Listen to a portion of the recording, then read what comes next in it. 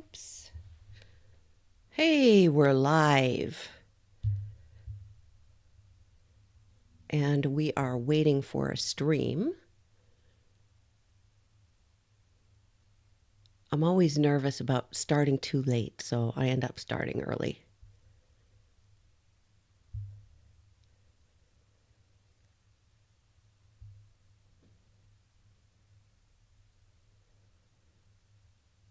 Hi, Nancy. So hi, Angel Baby.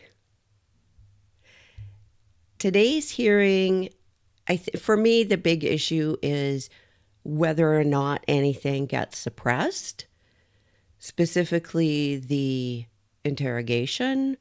If the interrogation gets suppressed and the rest of her statements to police don't, then she's still going to have a problem. Oh, we have a courtroom. So I'm going to check the chat from time to time because I want to make sure that the sound is okay. Hi, New Zealand. Detective thinks it's going to be spicy. Oh, you think the crown's going to be spicy. You must be Canadian, Detective, because I say crown all the time. And for our American friends, we mean prosecutor. Good evening, England. And I want to see the judge's reaction to the fact that Owens failed to file his second motion to suppress on time. And what he did file was essentially the same as what he tried to sneak into that other document. Hello, Poland. Hi, Pennsylvania. So for those watching on replay, later I'm going to hopefully get to this and create chapters so you can skip past all the hellos. Matcha says, I hope no suppression. She needs to be held accountable. Yeah. And I can't see how anybody could think that her statements were not voluntary. Hi, Brooklyn. Hi, Wales. Hi, Germany. Frauke. Hi again. The Netherlands. Wow, we have everybody here. Hello, Oregon, Australia. Oh, the cat lady's wondering if the judge watched the interrogation. I am wondering the same thing. And, this judge lines his ducks in a row. So knowing what the motion to suppress was going to be about, I'm sure that the judge went and did work and researched case law, and Owens didn't present any case law to argue. So, everybody else is spinning their wheels and wasting their time and jumping in anticipation for what the argument is going to be, and then there wasn't an actual argument.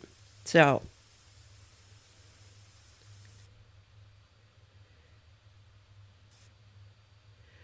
oh, hi, pet mom. So, I don't know. If I was the judge, I would be ticked. I think Owens is playing games. I don't think he's this stupid. Although they do say you don't have to be that smart to be a lawyer. You just need a steel ASS. Will Sarah be in street clothes for this? I will be surprised. I will be surprised. There was no court order, and it's a big pain in the butt. And if they start doing that for her, they're going to have to do that for everybody. This is not in front of a jury, and that makes a difference.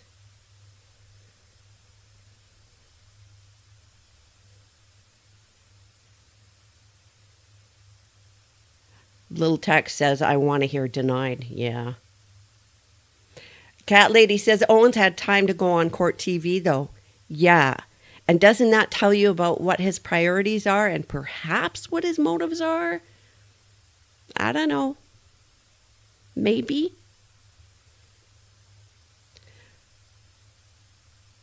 Although, it may be Sarah wanting him to go and do interviews because she is also concerned about how the public perceives her. So you never know.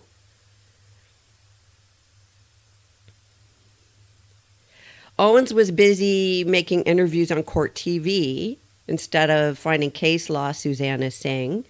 Well, there's probably no case law, right? There probably isn't any case law. So, and he probably knows it. Unless he wants to research something and really try and distinguish it and make it a real big stretch. I don't know. I would have to know all of Florida case law to know that, and I don't.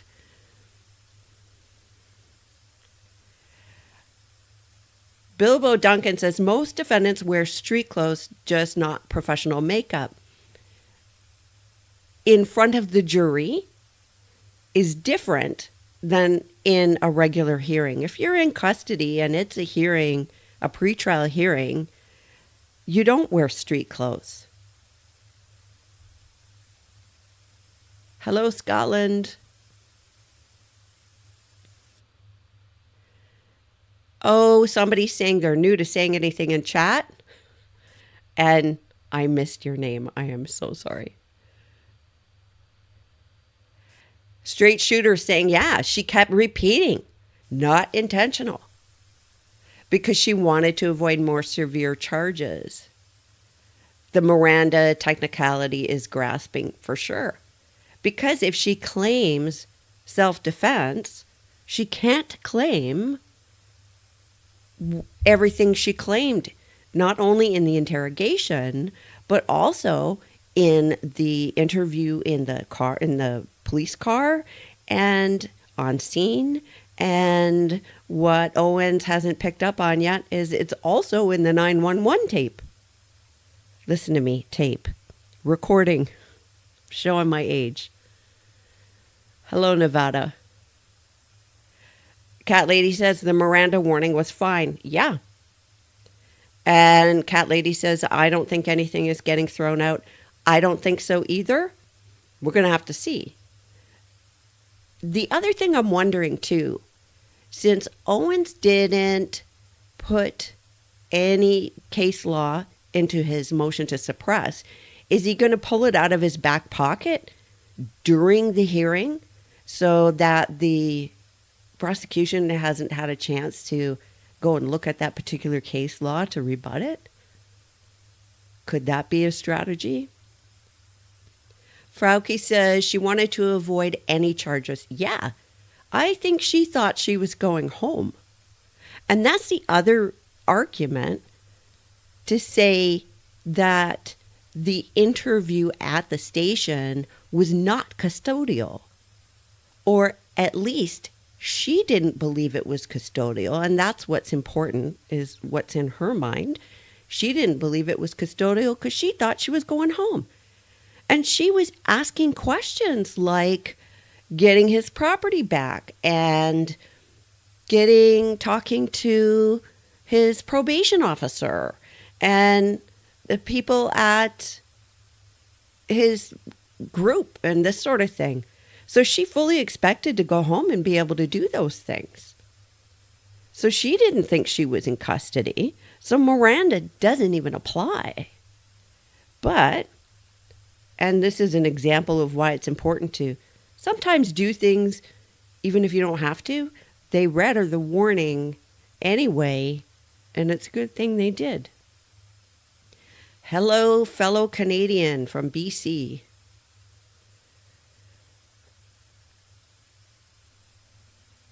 Jay-Z only has 2 minutes left of lunch break. Oh, you can watch on Replay Crew. Carolina's saying that Owens filed a 3-page motion just hours before the hearing? I don't know. I checked earlier and I saw things like, provision of exhibit list and amended witness list, that sort of thing. So I don't know if there's another actual motion. Matango, I think that's why she wants to go with battered spouse. She wants to go free. Unintentional accident would net her prison time. I think she's going to do anything she can to go free.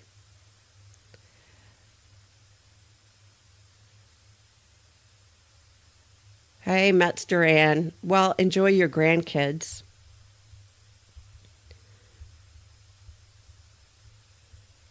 Carolyn's saying this motion, I guess, just happened.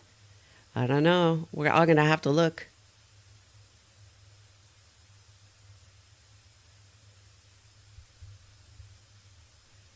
Oh, Rayanne's getting spinal injections. Oh, that sounds awful.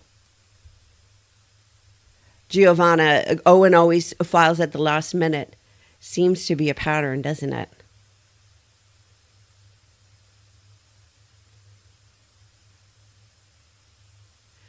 Frauke says in Germany they would have been bound to tell her up front, you're being questioned as a suspect. Yeah. Oh, and you will be arrested no matter what.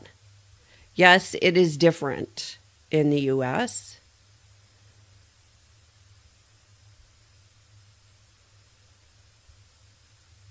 Romeo Saint says, this reminds me of the Jodi Arias trial. I never saw that.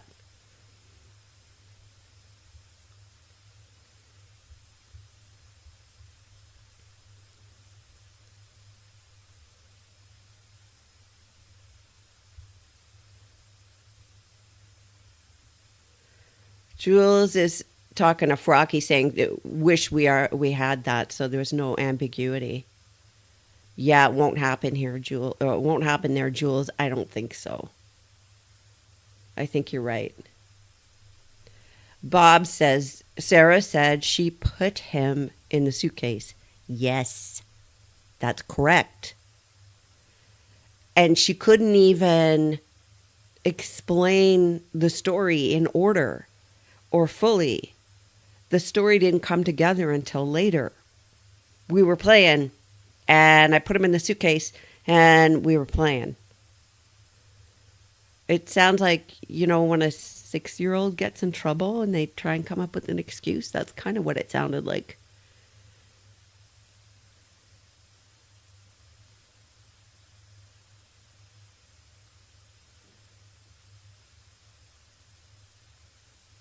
Straight shooter saying, yeah, if they're playing hide and seek, why do you help them hide? Because the whole thing was nonsense. And of course, she can't think ahead, and she figures nobody else can think either.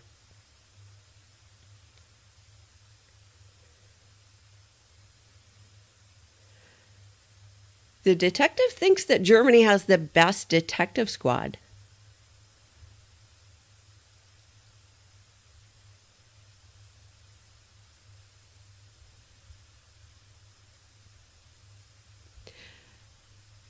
And Mala saying, and the suitcase went from being face up to upside down. Yeah.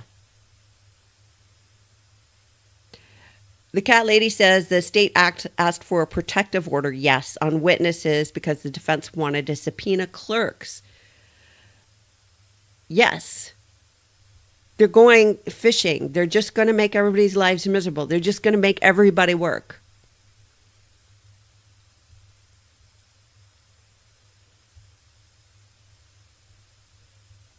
Hi, North Dakota, I see you. Victims' family, I can't see why they would be there today for this hearing.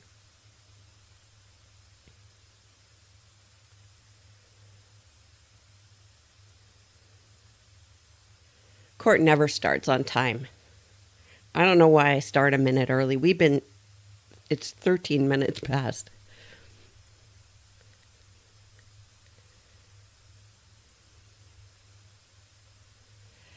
Matango says they wonder if Sarah put him in the suitcase because she thought she killed him.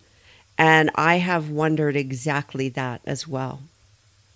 And imagine her shock when he woke up. So she had planned to do something with him. And then that makes me wonder, she doesn't let him out. Is she waiting for him to pass? So, I don't know. And she calls Brian, right? She had to call 911 because Brian was saying, "Did you call 911 yet? You have to call." Thank you, Gareth, for your comments.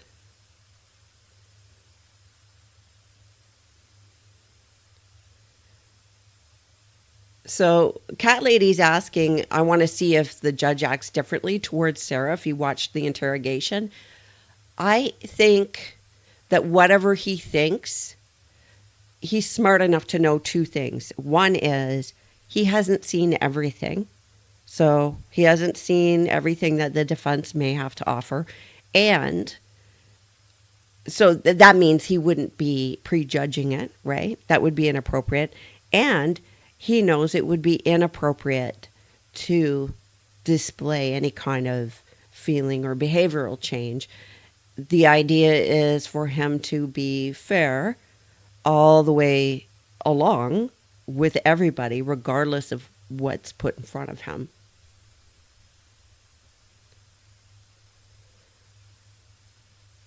Romeo says, yeah, he begged to be let out and she just left. That's right.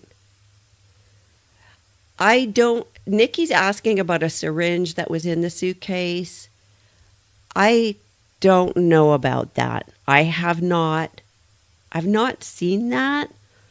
And so I don't know if that is a rumor or if that's a fact, but I haven't seen anything that suggests that's the case. We're going to find out soon. Carola is saying, I wonder why she isn't charged with first. I think it's because it would be a stretch. I think it would be hard to prove the premeditation. You see, we don't know what happened upstairs. If she incapacitated him, say she used the baseball bat, we don't know why, and she's not telling. So I think this is where battered spouse is coming in. I think she's going to claim he came at her. They were having an argument. He came at her, so she hit him. But that does not fix the rest of it. Doesn't explain the rest of it.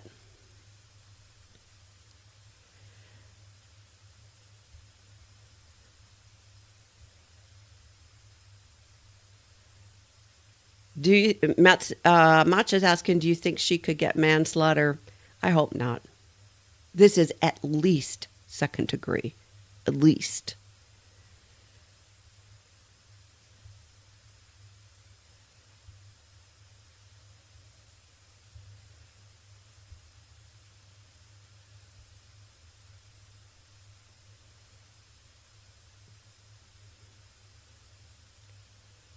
Hi, Dr. Barry.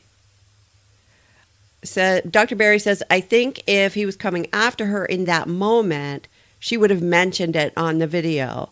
Just my thoughts. And I think so too. But she was insistent that it was a good day, which told me, by the way, that it wasn't. It told me that she was hiding something about that she felt the need to hide an argument. But people, in cases where people are attacked and they respond in self-defense, they're not thinking about a story or disposing of the victim, right? I mean, she's got him in a suitcase and she's calling Brian. They're thinking, oh my gosh, this thing just happened. They're not processing. They're just not processing in the same way. It's sudden, it's traumatic, it's oh my gosh, and the first thing you do is cry for help. So, I mean, even if she was to call Brian and say he came at me and I'm afraid to tell the police, right?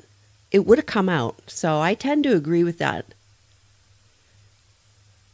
April loves Watson. Thank you. Watson loves everybody.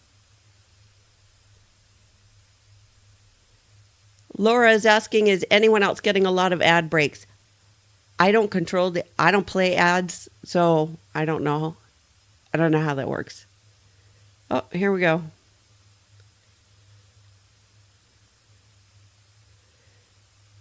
And she is not wearing street clothes, and she is wearing shackles.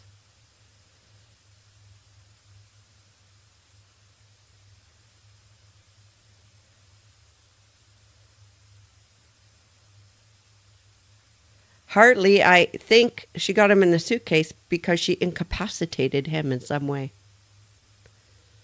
He's not a big guy, right? Mace is saying there's too much evidence of her being dishonest. Yeah. Sarah says, I don't think Owens understands deadlines. Oh, I think he does. I think he just, and he's already demonstrated this. He's like that, a kid. You know, you ever have a kid who you tell them, don't do this, and they go, yeah, okay, Mom, and then they do it anyway? That's Owens. Dr. Barry's saying, I'm glad Owens is there. And I missed the rest of the comment. I am glad that she has representation.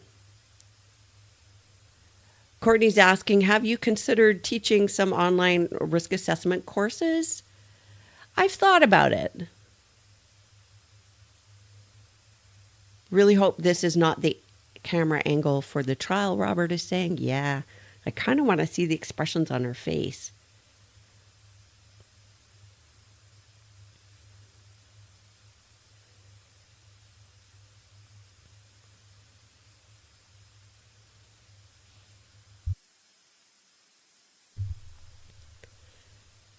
I hope, thank you, Romeo.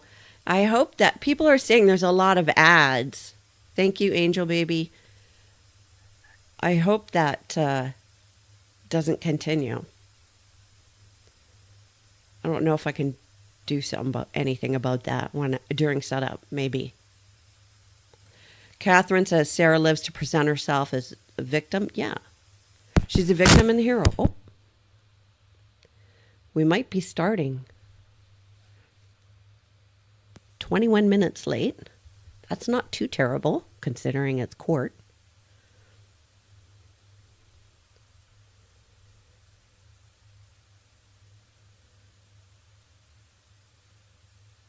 Hello, Germany.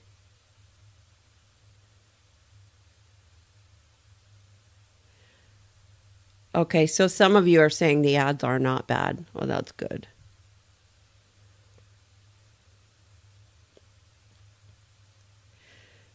So when their sound comes on, it might be prepared because sometimes it comes on, it blasts you right at the beginning.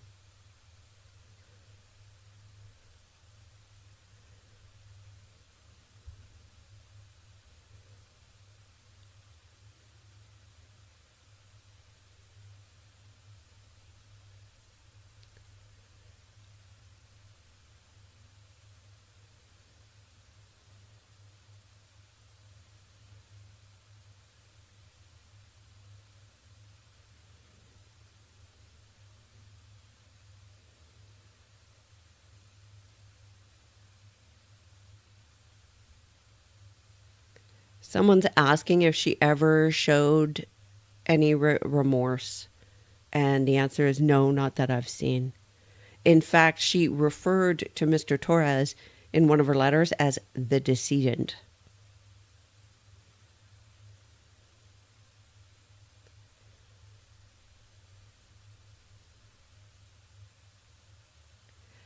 Nope, not today is saying that as a retired paralegal, she knows that, yeah, they do know, every lawyer knows about deadlines.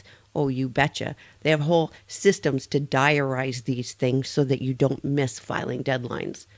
And besides, his deadline was the very day that he was in court.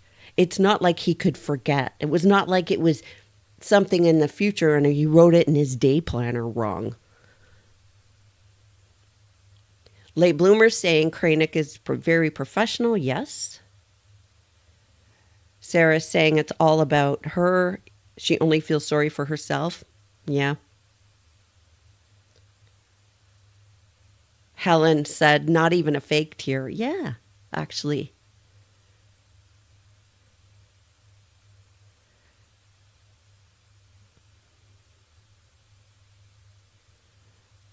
I see we don't have a bunch of paralegals here today.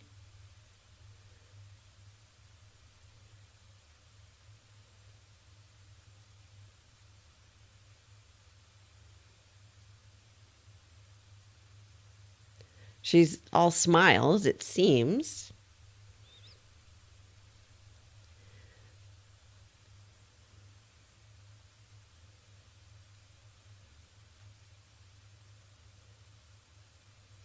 Yes, Karina says Owens was busy giving interviews that day, hence the late motion.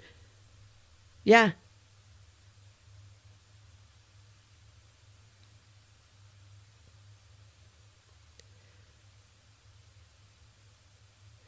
I know everybody makes a big deal about her hair.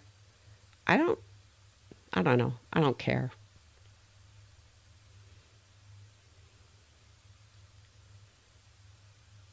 Did the two other lawyers quit?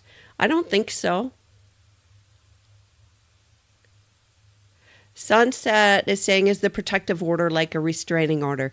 No, it's more like, look, you can't be going fishing and just subpoenaing everybody that works for the government so you can maybe try and get a tidbit. I mean, could you imagine Sarah would be asking for the names and addresses of every single clerk or custodian of the record or anybody else involved being brought in? Sarah would be writing them letters.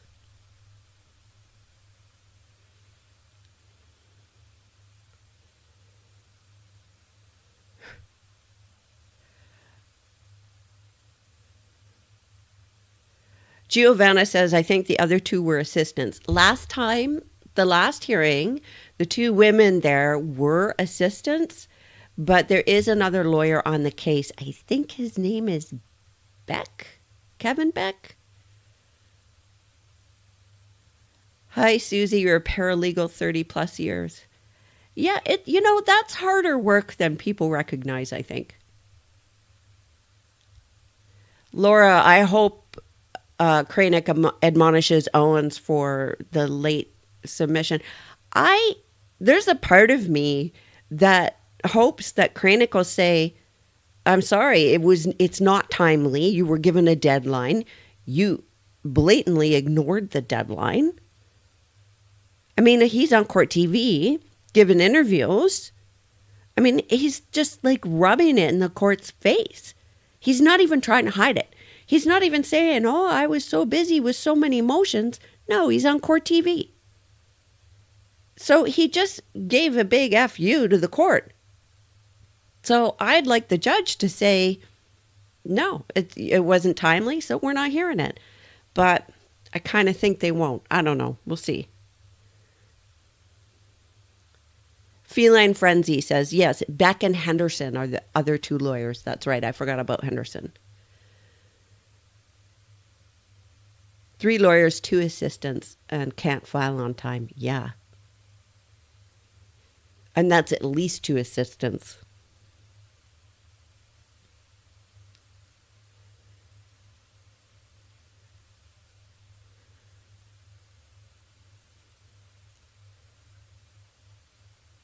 Oh, somebody in the comments said that according to one of Sarah's previous letters, that court TV isn't even a real news channel anyway.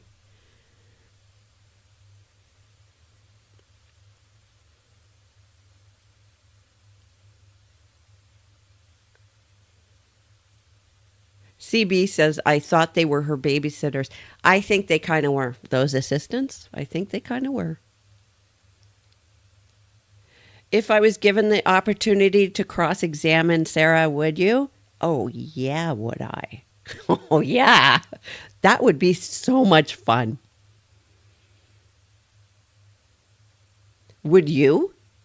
Let me ask you back. If you, people in chat, if you could cross-examine Sarah, would you?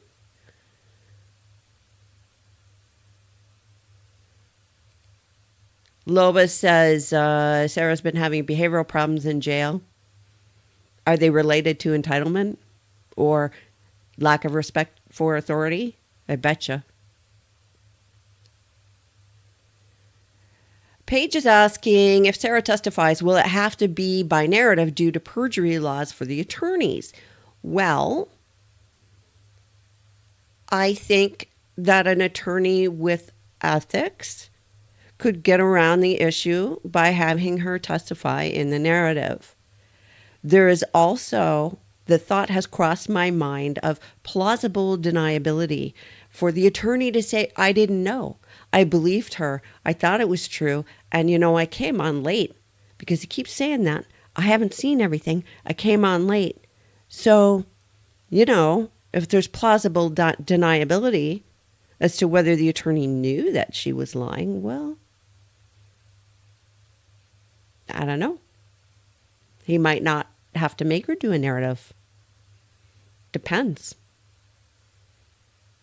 Donna, no, you didn't miss it. We're still waiting. Small Dane says, I wouldn't be able to stay in the same room as her. Why don't we have sound? What?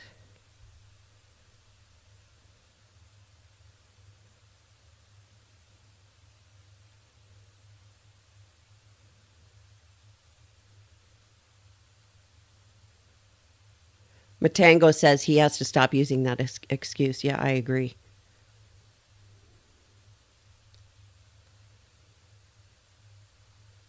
Sola says it's going to be a poop show.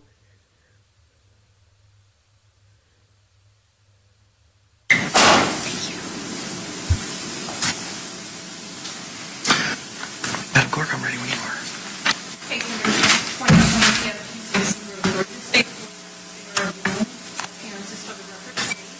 Steve Ketchner on behalf of the state.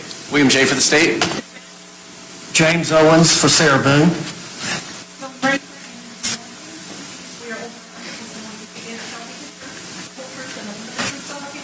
I do.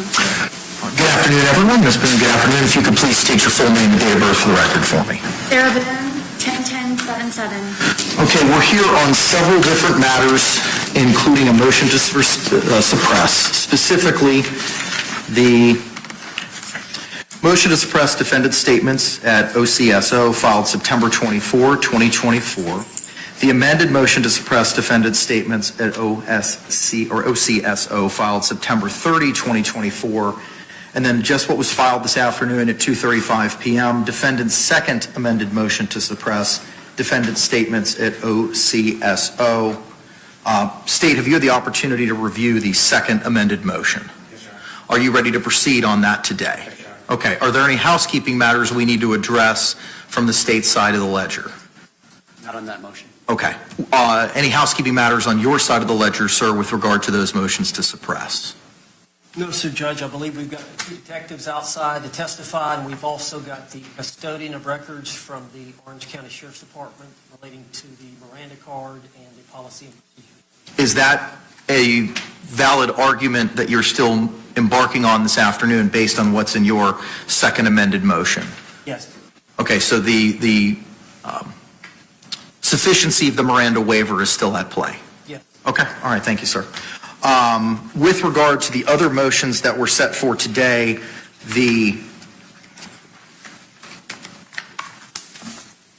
and I have reviewed the state's motion to strike, and I have reviewed all of the case law authorities that y'all have provided to me as well.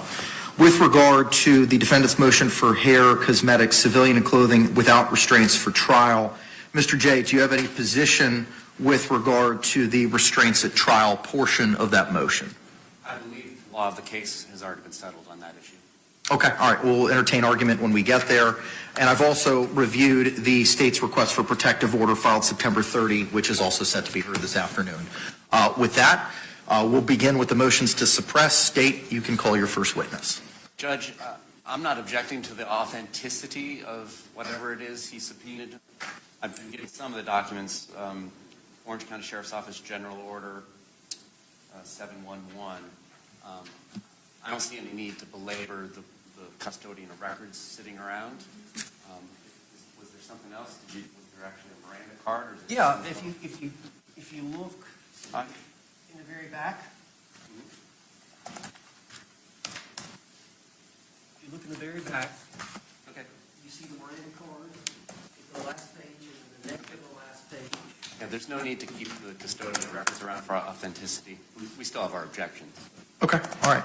Can the custodian then be released by virtue of the state's stipulation as to that, those records?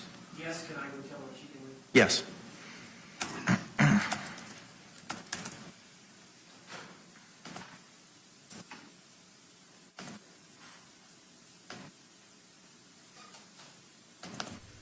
It sounds like they did submit case law at the very last minute. I also have reviewed the 2-hour and 6-minute investigation that's pertinent to the motion to suppress. The court has reviewed the entire video. With that, State, you may proceed. State would ask the court or the clerk to mark A for identification as a DVD, courtesy copy, it's the body worn camera, contact the cable.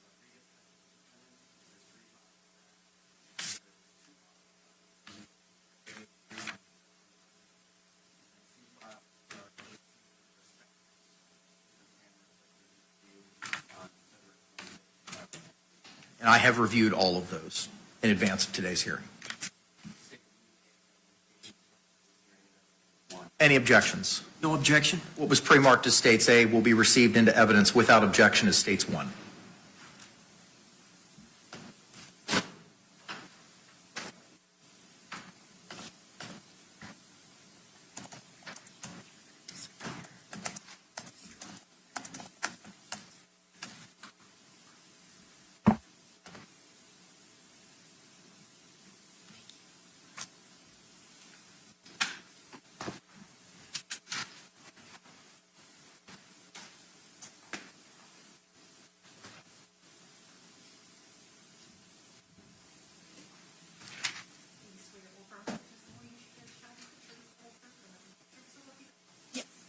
Good afternoon, ma'am. Could you state your full name for the record and spell it for us? Yes, it's Chelsea Koepsell, Chelsey.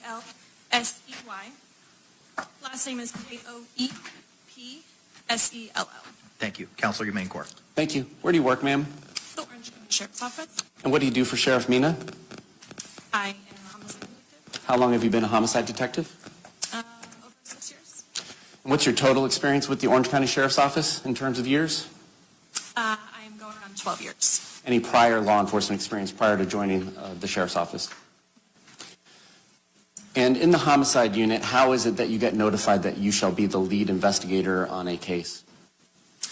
So, for this case specifically, my team was on call that week for homicides. And so, the deputy on the scene would notify the call center to notify the on-call homicide. All right, and is it fair to say that you guys have 3 teams of 4? Yes. And each of the third weeks you will be on call? Yes. And then through some other random distribution, it's determined who of the 4 will be the lead? Correct. And it was your turn to investigate the death of Jorge Torres? Yes. And you were notified of this on February 24th of 2020 in the afternoon? Yes. About what time were you notified?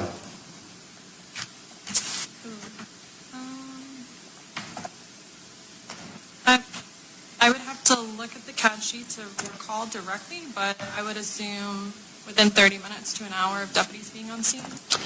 All right, and do you go to the scene first or do you do anything else?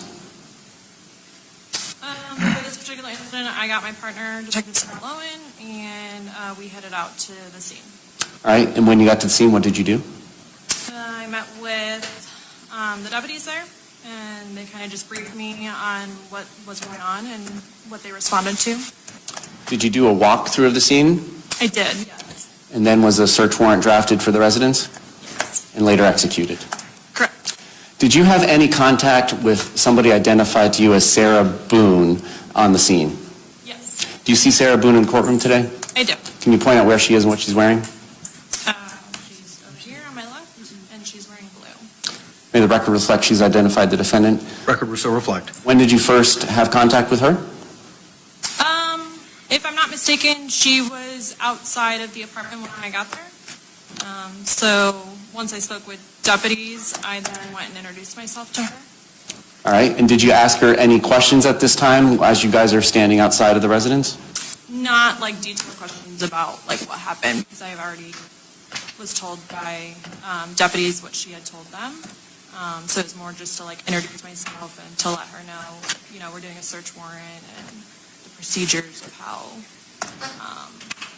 we do things. And when you respond to a scene, do you respond in plain clothes? I do, yeah, like business professional. Like what you're wearing? Yes. And when you made contact with her outside of her residence for this first contact, were you alone or was your partner Scott Lowen with you? I believe Scott was with me. And was he also similarly dressed in business casual? Yes. All right. And so how long was this initial interaction with Ms. Boone? Not long. Maybe a couple minutes to a few minutes. Okay. And this was out on the sidewalk in front of her home? Yes, if I'm not mistaken, she was at a neighbor's residence, like sitting out on their like front porch area. Do you recall what you asked her in this initial contact? Do I recall what? You asked her? No. Okay. So it was just a couple of minutes that you were there with her? Yeah. Okay. And then what do you do after your first contact with her? So once I did my walkthrough, we decided to go with a search warrant for the scene. So that was written by somebody else, and then once that was executed, we went in there further with CSIs, and then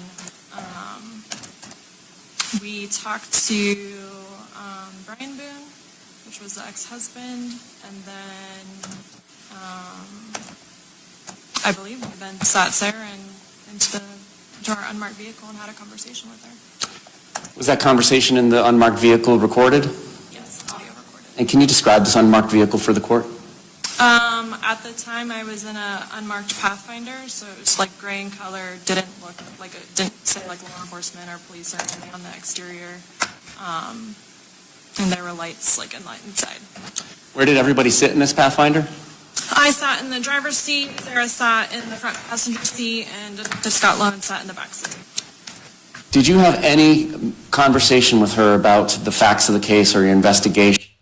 Sarah sat in the front passenger seat. Does that sound to you like she is in custody?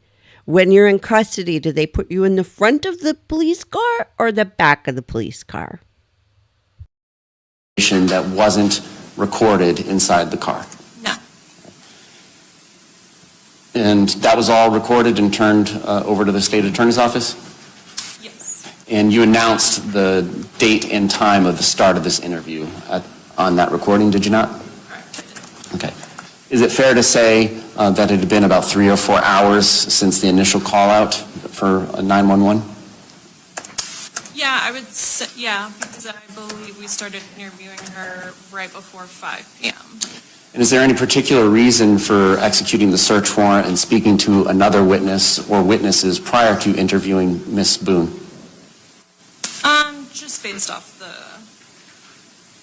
the situation and what was happening. Okay. Is it in any way unusual to gather evidence before talking to the last person to see a decedent alive? No, of course not. At some point during this day, which was February 24th of 2020, was her cellular phone device collected? It was. And when was that? That same day. I mean, when time-wise in relation to talking to her? Well, I noticed the phone was in the kitchen area, but I didn't touch anything until CSIs documented everything, photographs, and so I don't think I really touched it until after I had talked to her about going through it. All right. And ultimately, was she placed under arrest on February 24th, 2020? No. After she got out of her car, was she free to remain on the scene or free to leave? Yeah.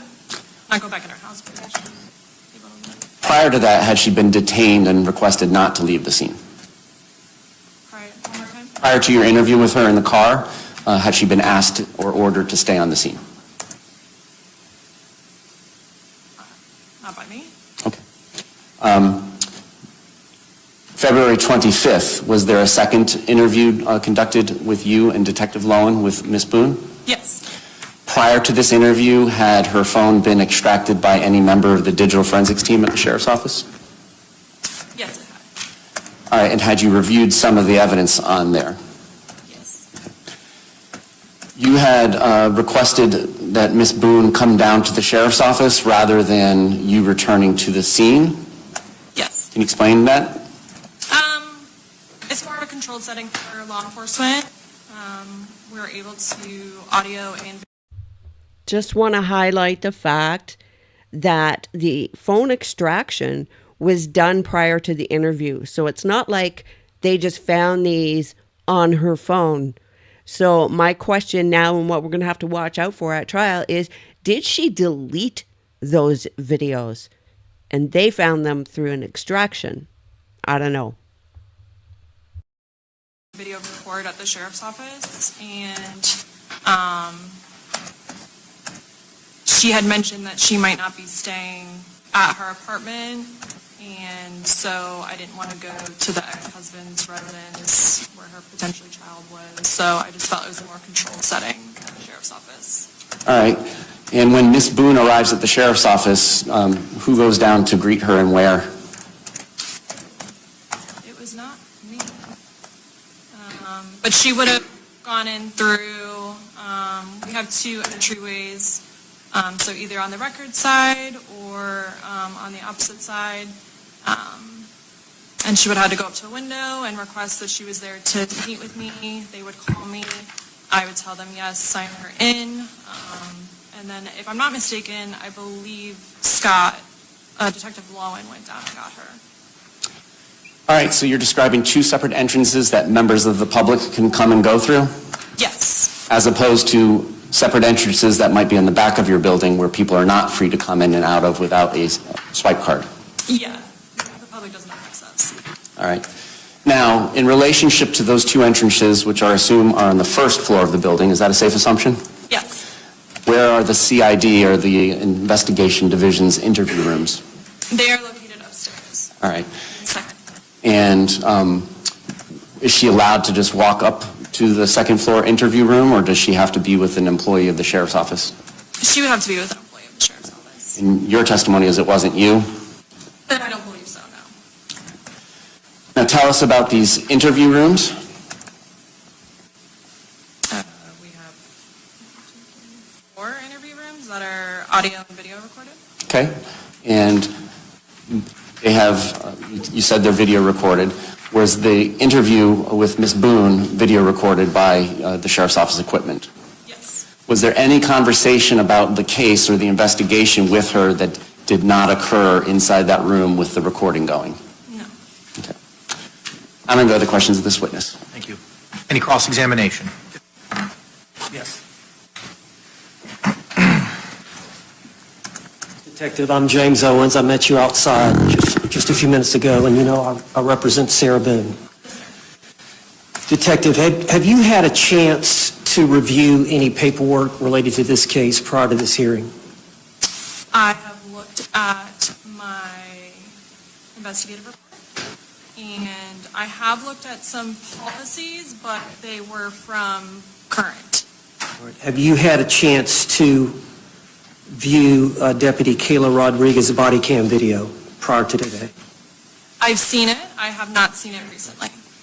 Have you had a chance to review and listen to the audio interrogation that was in the unmarked vehicle that you did of Sarah Boone on the day in question? Yes, I have reviewed that. And have you had a chance to review the approximate 2-hour interrogation video at the Orange County Sheriff's Department? Yes.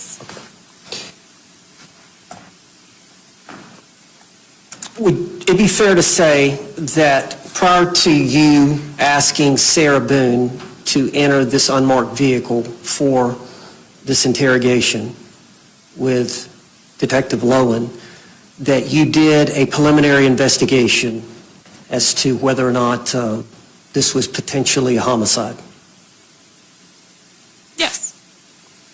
And you would have viewed the scene inside the apartment, Yes.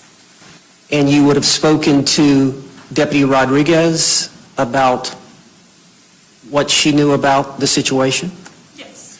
and you would speak to Deputy Rodriguez about what Sarah Boone had said had happened. Correct. And did you talk to any other people there about the situation prior to speaking with Sarah Boone about the facts in this case? Just Brian Boone. Okay. And was that conversation recorded with Brian Boone? Uh-oh. Uh-oh. He's not arguing this motion here. He's not setting up to argue this motion here. He is gathering information to put in his pocket about something else. And that is another witness. And that witness is apparently alleging that he spoke to Sarah before the police got there, and that,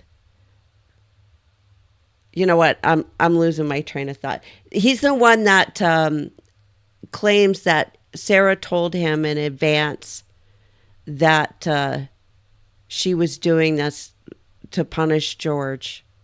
You know what? I'm going off on somewhere in the weeds. I'm going to shut up. Yes. And would that have been in your squad car? Potentially. I didn't listen to that interview. I don't know if we interviewed him outside or in my car.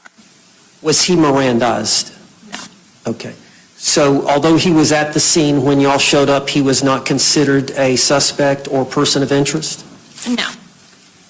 At some point, did you determine that Sarah Boone was a suspect or person of interest? At some point, yes. Tell us when that happened.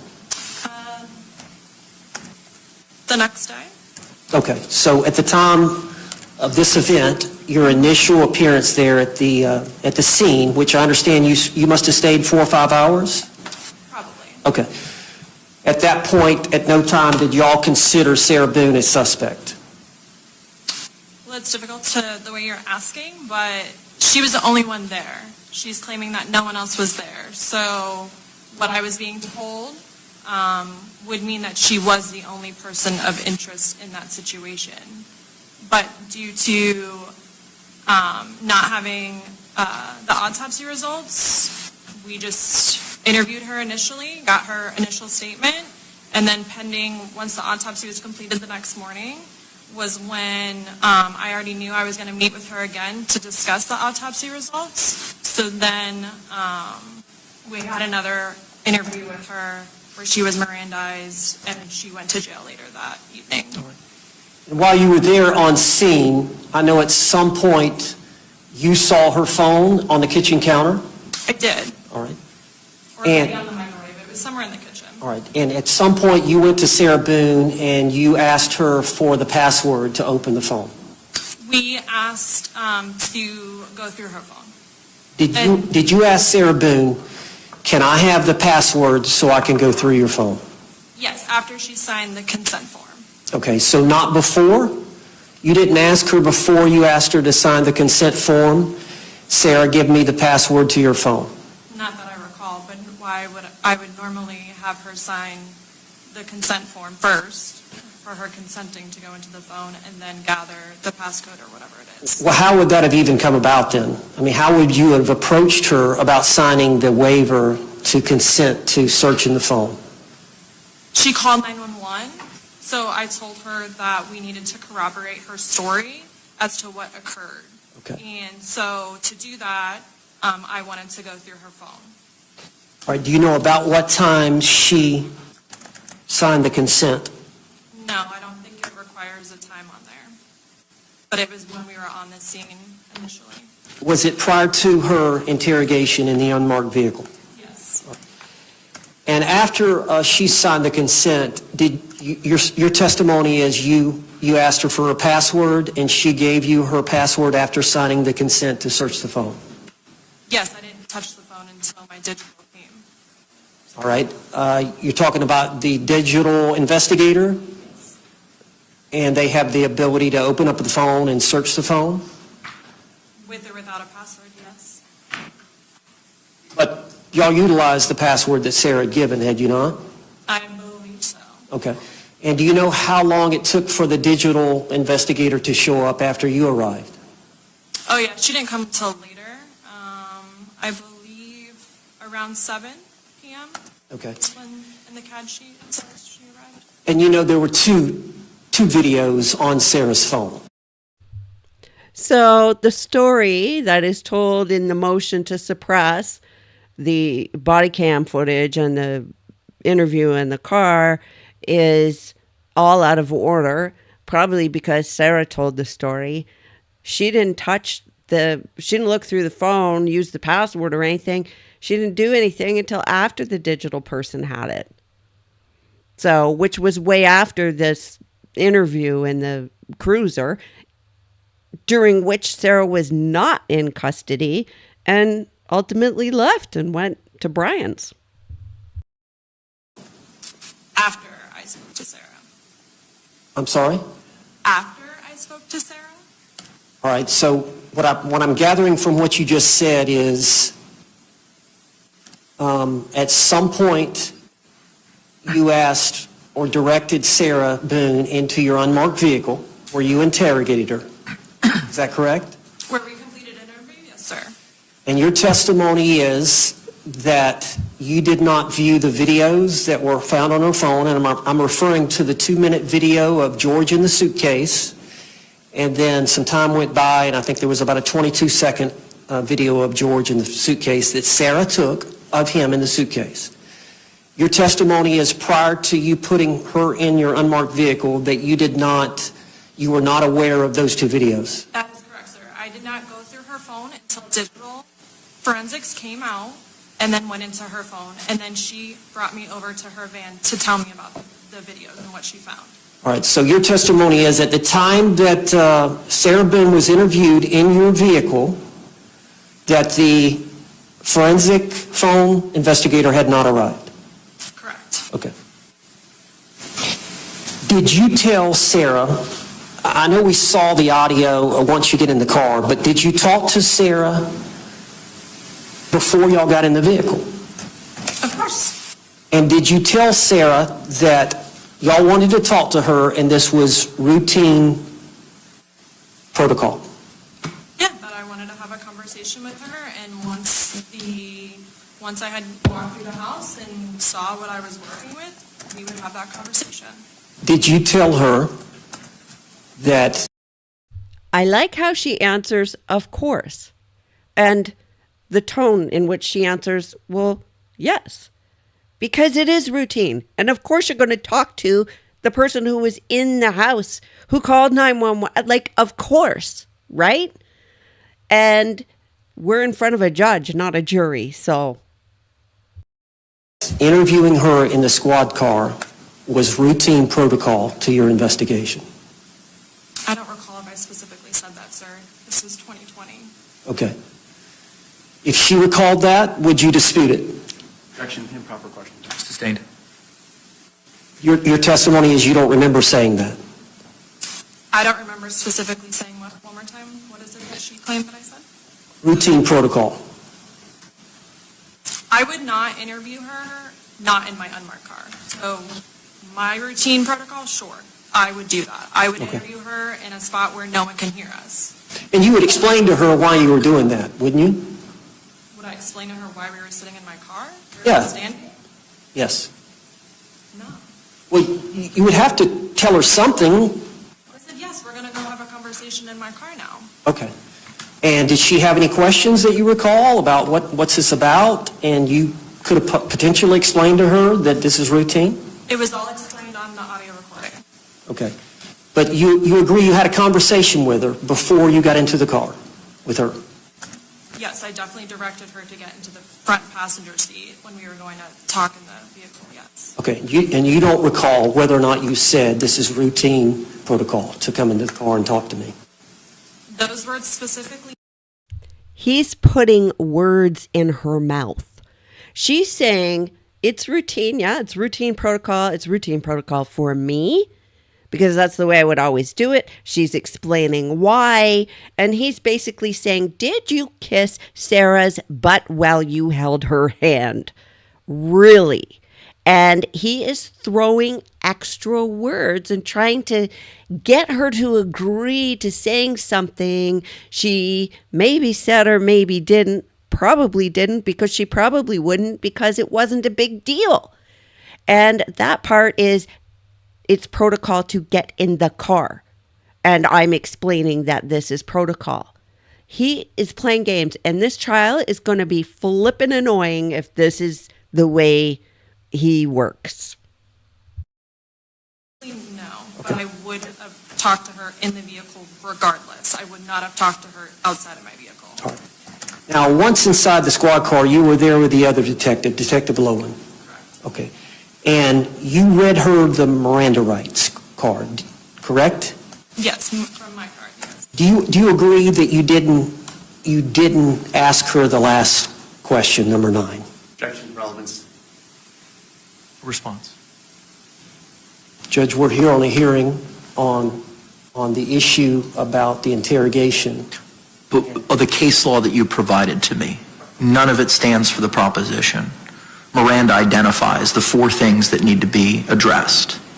Not one of the cases talks about that issue of reading that language at the bottom of the card that is in the motion upon information and belief. This is what it says. So how's it relevant for the purposes of today? Well, it's relevant because this is the policy of her department. But Judge, It's relevant because I'm pedantic and because I don't listen, because I don't want anyone to pay attention to what actually the Constitution says. I want to redirect because I think everybody's stupid and can't tell the difference between policy and law. And this was explained to him. This was discussed with Owen before, but he's just going to go down this road anyway because that's what he wants to do. what does the policy have? But now we're getting away from the card to now the policy. There's nothing about the policy right now. The question is about what the card says. okay.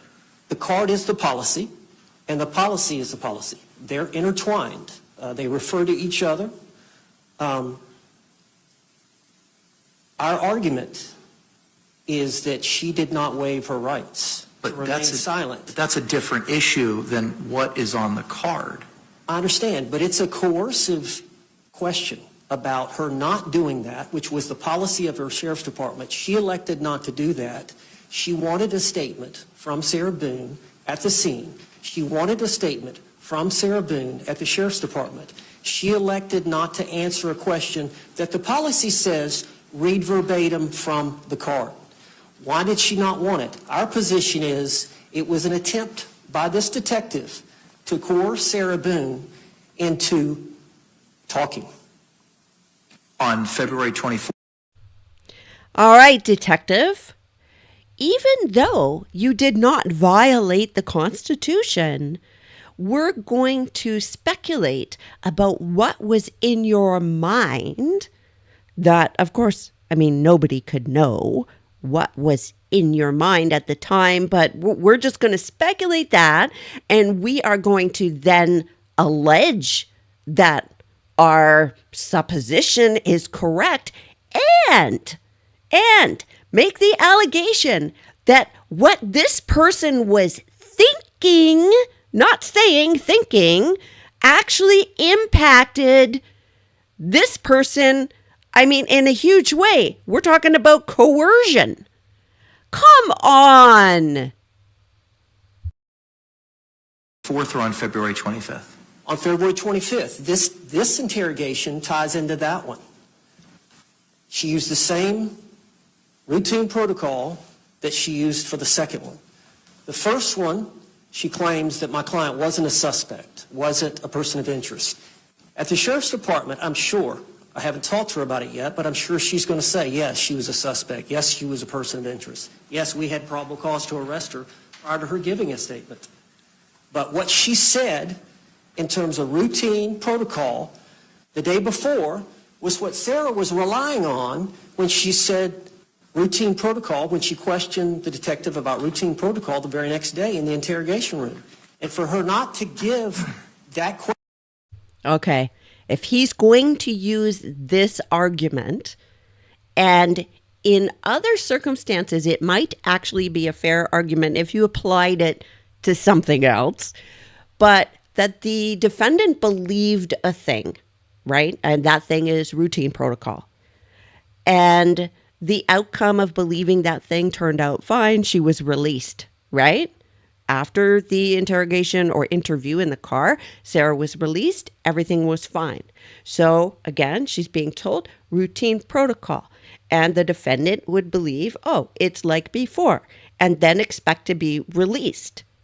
Well, you cannot say that it's so important that this belief that has carried over now and bled over into this next interrogation, that this matters. You can't say that and also say that the previous one was coerced and not voluntary. You're not getting them both thrown out in this manner. And he, by the way, he's missing the actual crux, the real point of it. And, kind of trying to lead everybody down the garden path, because the bottom line was she wasn't in custody. And if she was, Miranda was read, and the Constitution says they have to understand the essence. There isn't, as the prosecution says, there isn't magic language, but he wants to go on about this card. Question goes to the totality of the circumstances as to whether or not my client, Sarah Boone, actually waived her right to remain silent. If she understood her rights, and then she consciously and freely waived her rights. She was not asked that question. She was not asked that question in the car. She was not asked. She wasn't asked that question, but she waived her rights through her conduct.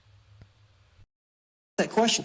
But that totality of the circumstances comes into play for the court to consider, this court or an appellate court to consider, as to whether or not that statement should be suppressed.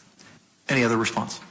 Judge, just like it's irrelevant what the sheriff's office policy is compared to what the Florida case law says about our right to not be compelled to give statements under our Constitution in the state of Florida, or the United States and federal case law and the state case law interpreting the United States Constitution, the policy is irrelevant, and the officer's subjective intent is completely irrelevant in a motion to suppress, just like it would be in a traffic stop under Wren versus United States. What matters is objectively what was spoken to the defendant, and I would ask that we honor the local administrative order and call people by their surnames and not their first names. What matters is that the defendant was Did you see Owen turn around and take off his glasses and give him that look? Did you see that? read what the case law requires. Anything about the policy, anything about the officer's subjective intent is completely outside of all the case law submitted by both the parties. Last bite at the apple. I'm sorry? Last bite at the apple. Last bite at the apple. Any other argument? Judge, we're talking about the totality of the circumstances, whether it was coerced or not.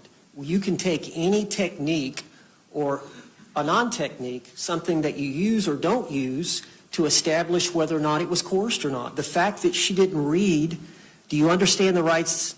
Do you understand these rights, which is the form, the Miranda warning form?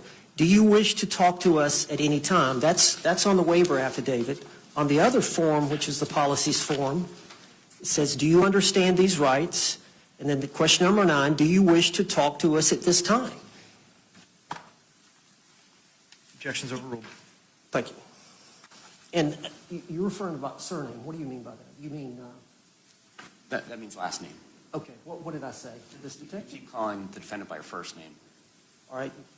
Can I say Sarah Boone? Either Miss Boone or Sarah Boone, that's Okay. fine. You may proceed. Have you had a chance to look at the standardized Miranda card issued by the Orange County Sheriff's Office? Yes. Do you agree that you did not read the 9 questions to her in your squad car? All 9 questions is? Correct. No, I did not read all 9 questions. Do you know how many questions you did read to her? 8. Okay. And the question you omitted is question number 9. Is that correct? Yes, it's actually not on my Miranda card, but continue. I'm sorry? It's not on my Miranda card that I'll read from. You can continue. What do you mean by that? It was the card that you read, it was not on the card? Number 9, no, not on my card. We have multiple Miranda cards at the sheriff's office, but yes, that is the in reference to the policy, yes, that is the policy. Well, somebody dropped the ball somewhere. Did you fail to get... Did everybody hear that? She says that question wasn't actually on her card, and they have different Miranda cards. Sustained. Did you fail to get the most updated card, or how did that happen, that the 9th question was not on your Miranda rights card? I've had that card since I started being a detective in sex crimes in 2013. Have you become aware, as it relates to filing this motion, I've become more aware, yes, that there is that card. have you gone and gotten the updated card? Objection, relevance. Sustained.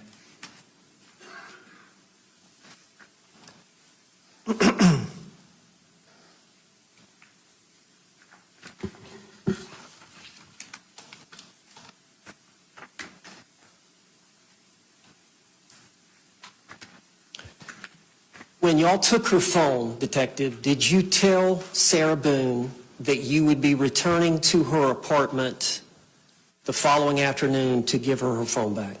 No, You did not tell her that? no. I listened to all my interviews, everything that's been audio recorded. No, I did not tell her that. We had plans to meet at the sheriff's office. Or tell me what you understood. Don't know if you're hearing everything, so I apologize for those who are hearing, but what she's saying is, no, I listened to all the recordings. I guess all her calls are recorded. She never said that. They always had plans to meet at the sheriff's office. So, surprise, surprise, Sarah Boone is lying. The conversation was as it relates to her getting her phone back. I'm sure she asked when she'd be getting her phone back, and I didn't give her a detailed timeline. I said that, I don't even know if I told her that I decided to write a search warrant on it, because I don't need to tell her that. It's evidence in a crime. I'm allowed to take it, and so I took it, and I wrote a search warrant for it. Okay. But you don't recall ever having a discussion with Sarah Boone about when you were going to return her phone? Specifically returning her phone, no. Okay. Do you recall her calling you later that evening on your cell phone? From her husband's phone? You don't recall that conversation? She called you later that evening? Do you have documentation of the phone call? I have her testimony. Oh, okay. Well, I don't recall the phone conversation. Excuse me? I do not recall the phone conversation.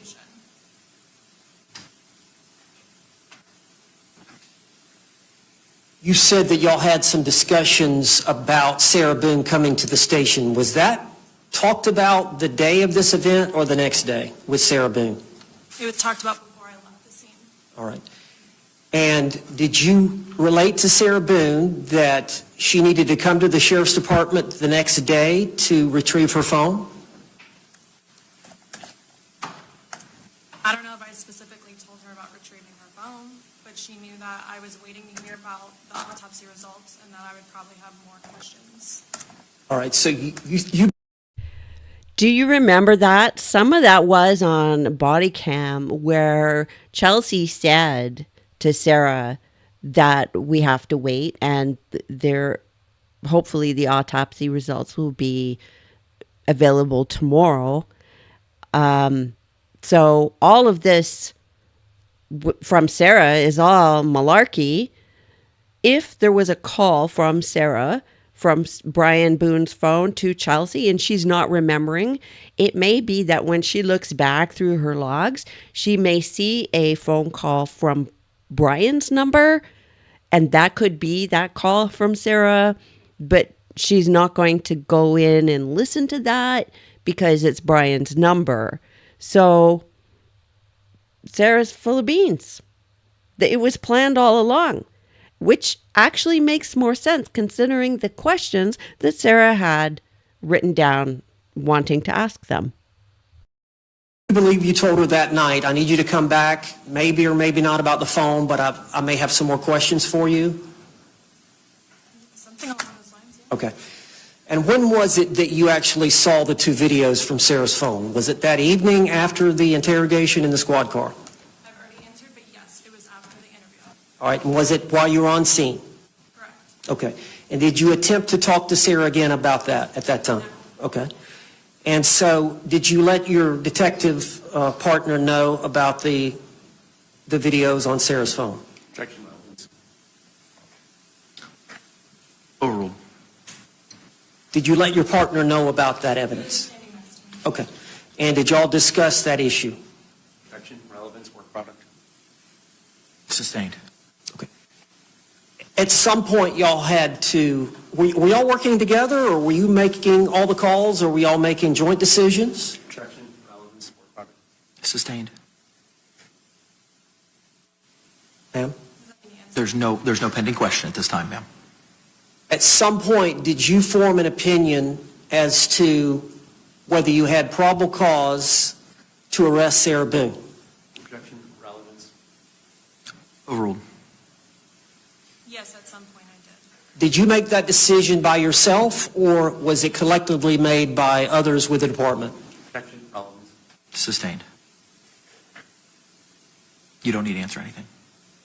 Detective, at what point did y'all, that next day, I think you had her coming in the afternoon?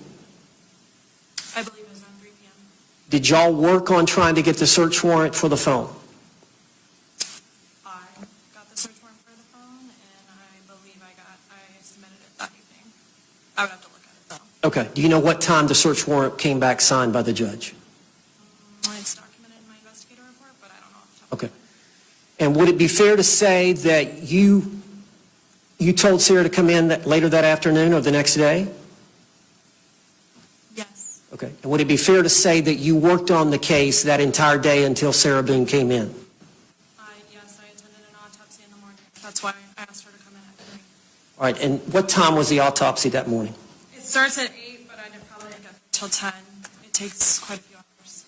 Okay. And were you there alone with the medical examiner, or were there anybody else there? I don't recall if Detective Lowe was with me or not, but yes, of course, there's doctors there. Okay.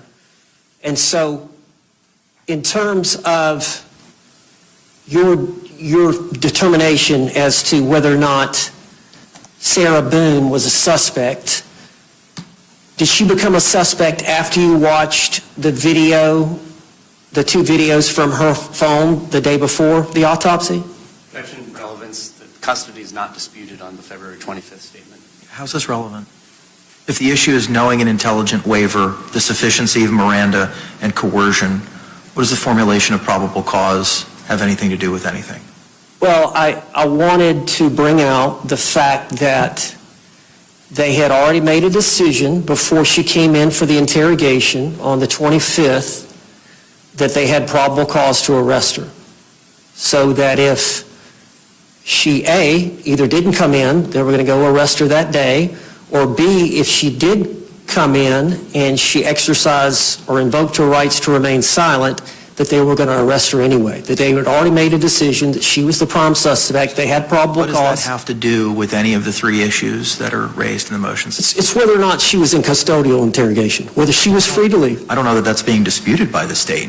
I think my response. That's my understanding. The state's Okay. not disputing that there was a custodial interrogation, which is why, on February 25th, which is why Miranda was provided prior to that. Judge, it was provided the day before, and she's just testified she was free to leave at any time. Okay. So the Miranda was given on two separate occasions. She wasn't in custodial interrogation Detective, am I right? The date? Well, hang on. Before we ask any questions, let's drill with the evidentiary objection first. Okay. The objection is sustained. Okay. You may proceed. All right. Ma'am, you would agree that when Sarah Boone arrived that afternoon for the interrogation, she was not free to leave? She was not going to be free to leave. Excuse me? She was not going to be free to leave, no. Okay.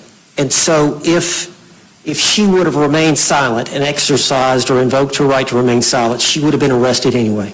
Correct. And that was based on your investigation that you had the night before at the scene. It was based on her statements that she had given you in the squad car, and it was based on the autopsy that was performed the next day that you were present for, and it was based on the 2 videotapes that you saw from Sarah's phone. Objection, relevance as to what the probable cause basis. Sustained. You had all that information before you began your interrogation on the 25th of Sarah Boone. I had all what information? All the information that I just related to you before you began your interrogation of Sarah Boone. On February 25th? That's correct. Yes. And you would agree that you wanted to speak to her on the 25th? Objection, relevance. Overruled. He's fishing. He doesn't need to go through all this, and he knows it. He is fishing and trying to pin things down. Yes. Okay. And would it be fair to say that you wanted to get statements from her relating to the injuries to Jorge Torres from the autopsy?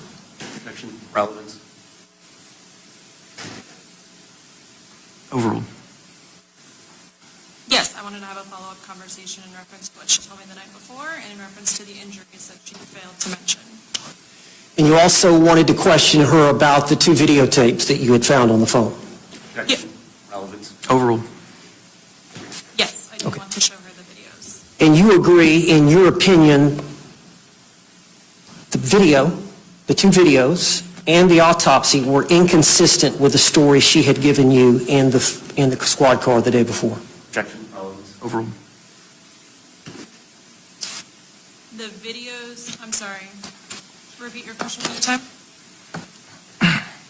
You would agree that the autopsy results and the videos that were extracted or taken from her phone, recording George, those 2 pieces of evidence from your investigation were inconsistent with the statement that she had given the day before in your squad car?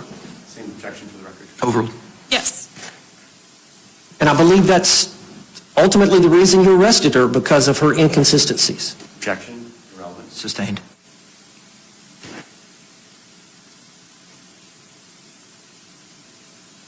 Now, you said you've had a chance to review the interrogation video at the Orange County Jail on February 25th of 2020. The Orange County Sheriff's Office. The Orange County Sheriff's Department. And also, I believe the state attorney had it transcribed. Have you had a chance to read the transcript? I have not read the transcription. I watched the video with the audio. Okay. Have you had a chance to look at my motion where the question and answers are typed out, at least the first minute or so? No, I have not looked at your motion. Okay. Do you recall you saying to her, "I'm going to have you sit in the green chair"? Objection, best evidence is the recording. He's right. Okay. Objection sustained. Okay. I love it.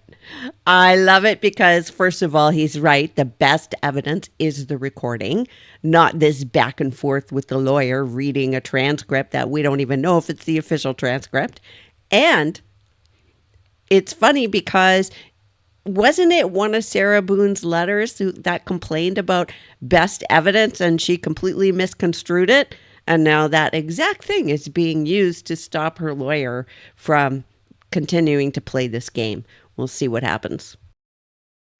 Do you agree prior to reading Miranda,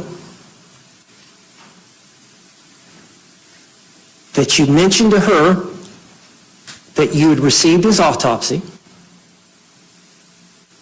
and that you were going to read her rights again, but that we had to talk about that, referring to the autopsy. Objection by Stebbins. Sustained. Do you recall making some comments to her prior to reading her the rights? Objection by Stebbins. Overruled. Yes. Is it the policy of the Orange County Sheriff's Department to make any statements to them about the interrogation prior to reading Miranda? Objection, relevance. Overruled. One more time?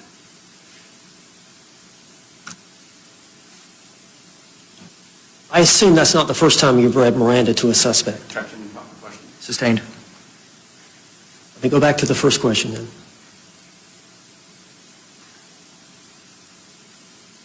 Is it the policy of the Sheriff's Department not to ask any preliminary questions prior to reading Miranda rights? Same objection for the record.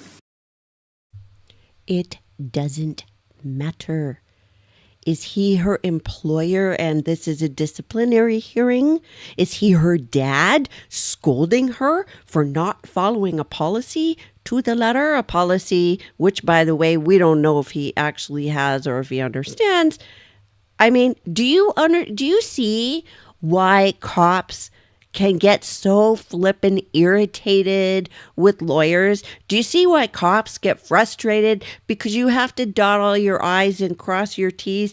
And even in your notebook, if there's a space at the bottom of the page and you didn't initial or draw a line through it, some defense lawyer is going to pick it up and say, aha, I bet you left a space so that you could insert something in there after the fact. Was this written in the same pen? I mean, it's ridiculous. The policy has nothing to do, well, I shouldn't say that. It has a lot to do with the law. The issue is the law, not the policy. He is bugging me, can you tell? Overruled as relevance. You would have to show me the policy that you're referring to, but I was not asking her any incriminating questions during that time. I was explaining to her the purpose of the interview. Well, have you ever been, I understand you must have undergone some training on Miranda rights and how to interrogate somebody. Objection, proper. Sustained. How long have you been with the Sheriff's Department? Since 2013, How long have you been a homicide detective? over 6 years. Okay. Have you ever been trained or told to ask or not to ask any statements or any questions prior to reading Miranda relating to them talking to you? Objection, relevance. Sustained. Can you tell us if you recall saying anything to her prior to reading her Miranda?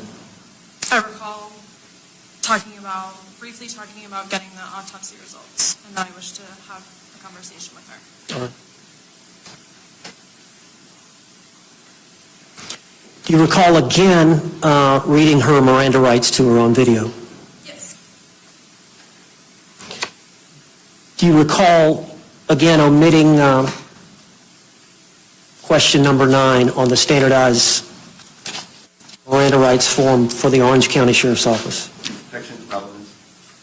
Overruled. I did not ask her question number 9. Okay. Do they have a Miranda cards form in the interrogation room? So you would have had that on your person?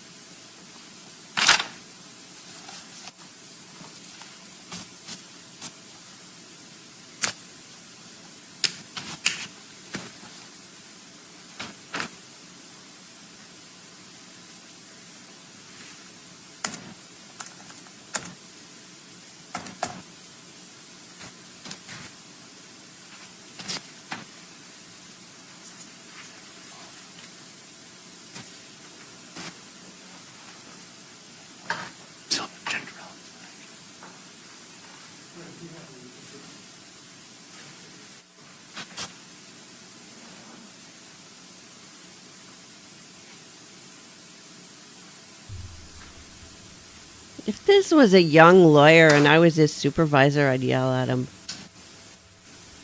What a flippin' waste of time. This is ridiculous. I bet you Sarah wants this argument made.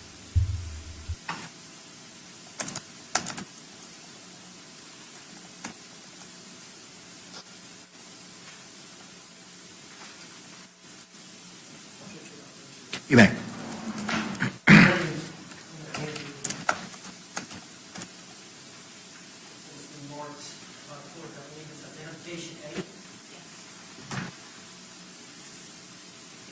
See if you recognize that document. Yes, this is our waivers and affidavits.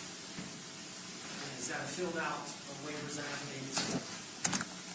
It's filled out by me, but there's something highlighted that I did not do. Okay. And is that form filled out as it relates to Sarah Boone? We're talking about just this top, right? Yes. Okay, I'm sorry. Does it what? Does that form, is it filled out as it relates to Sarah Boone? In the case, yes. Is that her signature or what? Yes. Did you see her sign it? Yes. Is that your signature or what? Yes. And is that the consent for the phone? The consent to search, yes. On that form, is there also the Miranda warnings? Yes. Okay, that is a form that's standardized by the Sheriff's Department? Yes. And you did not read or Miranda from those rights? From this piece of paper, Yes.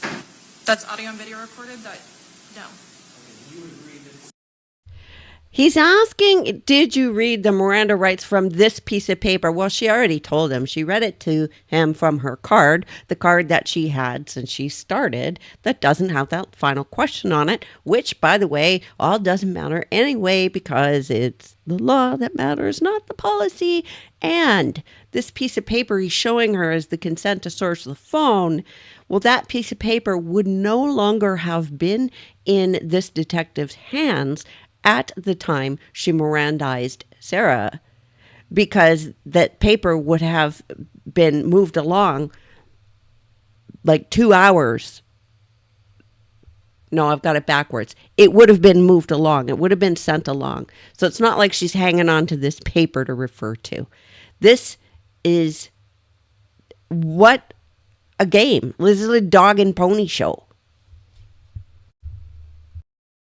there's no questions on that. Yes. But we would like to offer this. Same objection to the relevance. As far as it being a consent to search her phone, we're not disputing that she was in custody on February 25th, 2020, when she gave a statement to the detectives. And again, under the case law, there's no requirement for this question 9. Under any state case law regarding the Florida state constitutional right to not be compelled to testify against oneself, nor any federal or state case law regarding the United States Constitution, the Fifth Amendment applied to this state through the 14th Amendment that requires that question to be read. It does not go to the totality of the circumstances of the voluntariness of her waiver of her Miranda rights. Response. Judge, obviously we disagree. Then where's the case that supports that? Because as I addressed previously, I read all the authorities. I mean, State versus Owens, State v. Thomas, Powell from the United States Supreme Court, which reversed a Florida Supreme Court decision, all talk about what's required by Miranda. And that question number 9 that you're focusing on isn't included in any of those. I understand that, It's Judge. the right to remain silent, the right to an attorney, before and after questioning. If you can't afford one, one will be provided to you. Everything you say can and will be used against you. Those are the things that Miranda highlights. That Miranda opinion itself says that. So what does question number 9 have anything to do with those things if the state case law and the federal case law, including but not limited to Miranda itself and Powell, and then the state case law of Thomas and Owens, all of which were provided either by yourself or by the state, identify what's required, and that's not one of the requirements. She has a duty to read the rights. But they were. I want to finish my argument. Okay. I'm waiting for him to jump up and down and stamp his feet and say, but it's not fair. She didn't do it the way I want. She has a duty to read the rights.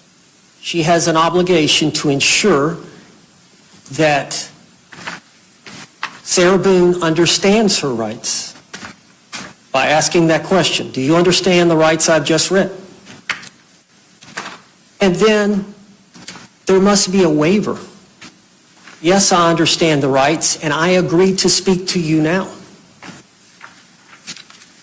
So for that to be freely and voluntarily given, that statement, there must be a conscious waiver of the rights. The problem with the detective is she reads the rights, do you understand the rights, and then she goes right into questioning.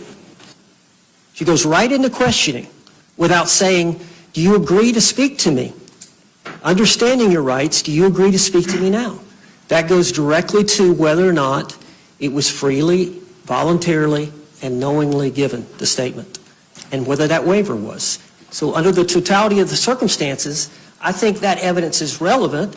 It's the policy of the Sheriff's Department. Obviously, she had an old Miranda rights form, but she failed to read what we perceive as a critical question, and she's going to testify about what she perceived at the time that the detective failed to read that question and how it ties into the case. I understand that all they have to read is those four, but I think under the totality of the circumstances standard that this court has to apply, that should be a consideration the court should consider. I know it was an honest mistake. She had an old card, but still, I feel like it should be considered in your decision. Anything else, Mr. J? It's essentially the defendant stating that they want to make new case law. I'm going to sustain the objection as relevance by virtue of the decisions in Thomas 351, 7th, 3rd, 197, and Owens 41, 7th, 3rd, 352. It's not relevant as to what the questions need to be asked for the purposes of whether a sufficient Miranda waiver was given. And the argument is, well, I feel like this should be the way. Like, I feel like that. I know we're talking about like the actual law, but just because I feel something, let's just change it, okay? Do you agree, Detective, that after you read her those Miranda rights,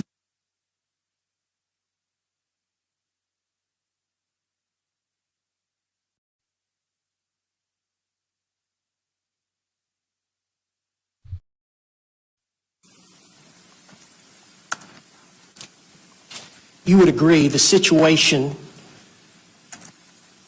on the 25th, when you were reading her Miranda and about to question her, was different from the situation the day before when you read her Miranda in the squad car? Yes, I had more evidence. That was without the autopsy. That was without the two videos from her phone in the squad car. Yeah, I did, at the time of the interview, yes. And in the squad car, she was free to leave. I mean, I didn't tell her she was free to leave, but I mean, if she didn't want to talk to me, she didn't have to talk to me. Okay.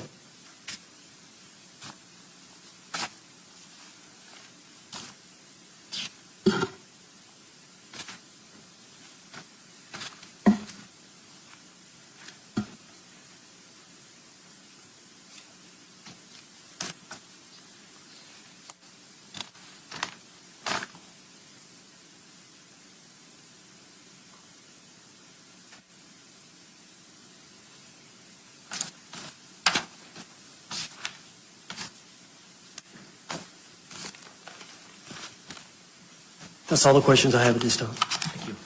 Any redirect? No, thank you. All right. Can this witness be released? I'd like her to stay. All right. Subject to recall. Thank you. Why does he want her to stay? State, you may call your next witness. No additional witnesses or evidence on this issue, Judge. Okay. All right. Anything from your side of the ledger, sir? Judge, I would like, you stipulated to the introduction of the card. No, I don't object to the authenticity. All right, Judge, I would like to introduce more witnesses in the exhibit.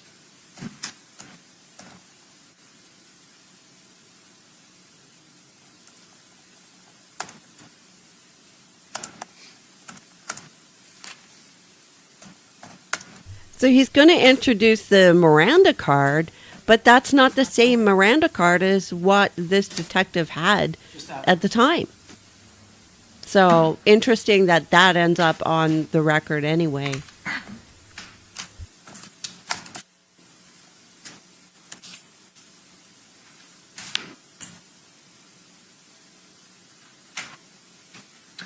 What is it that's been marked as Defense Exhibit B?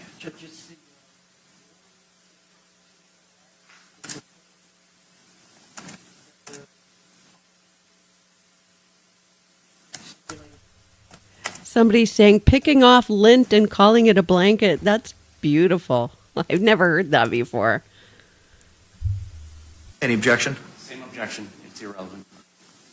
Is it the form as of now, or is it the form as of 2020 when the... Okay. Can I see it for a moment, please? Thank you.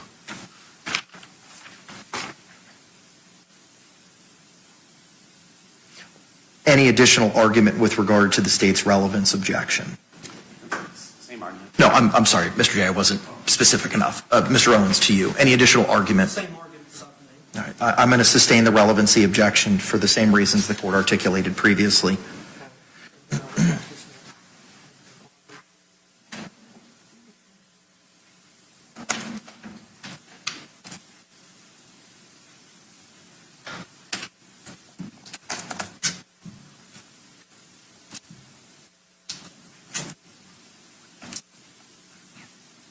And Mr. Owens, you had one additional exhibit as well? This is a composite exhibit, Judge. It's the policy of the Sheriff's Department. And, He wants to put in the policy of the Sheriff's Department. It doesn't matter. It's not relevant.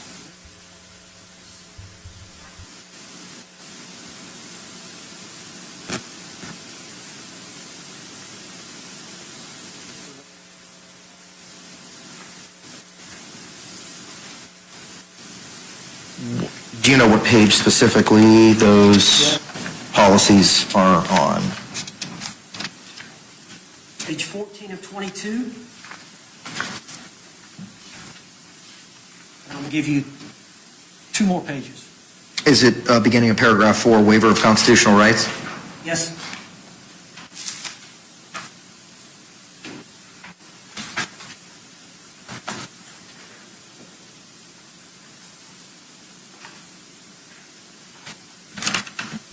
Do you think she really even understands what's going on, though?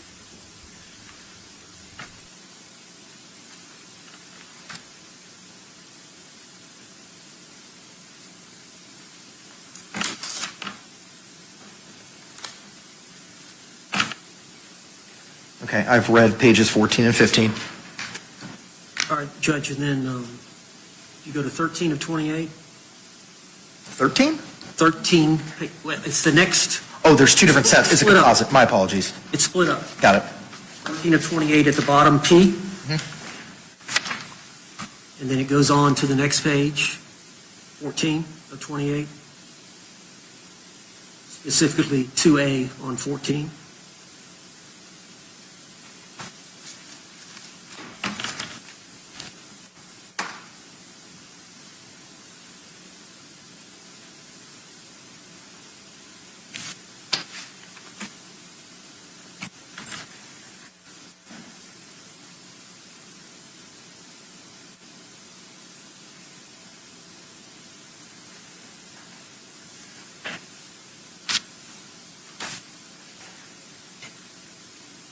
Anything else? No other argument, Judge, Okay. other than what we've talked about. Anything further? Same arguments. Okay, all right. I'm going to overrule the objection as to relevance as to what was pre-marked as composite C, and that'll be received into evidence. Over objection is states 1. I'm sorry, defense is 1.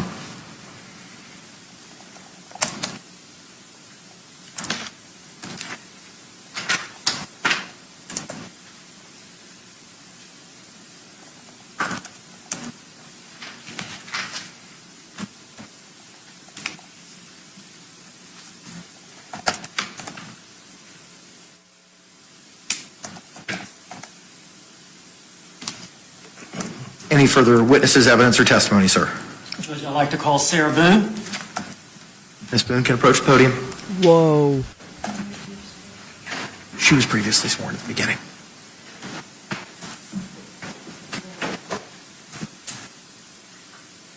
Judge, I'll be here. Yes, sir. Hang on, the deputy's got to move her.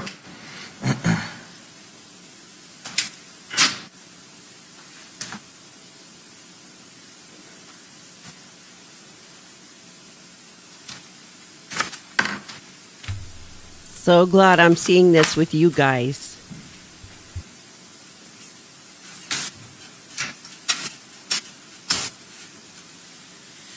Ma'am, you've already been sworn.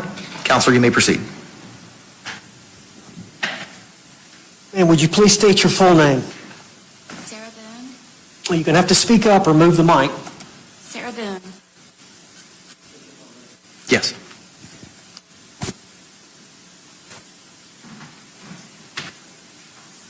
Where are you currently housed? At the Orange County Corrections Department. Have you been there since February the 25th of 2020? Correct. Was that the date of this interrogation that we're here for on this motion? Yes. All right. Let me take you back to the morning of finding Jorge Torres in the suitcase.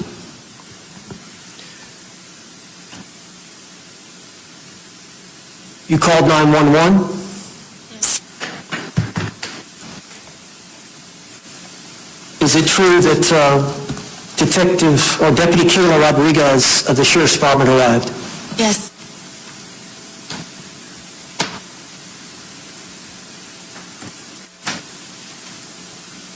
What mental state did you have at that time? I was very confused.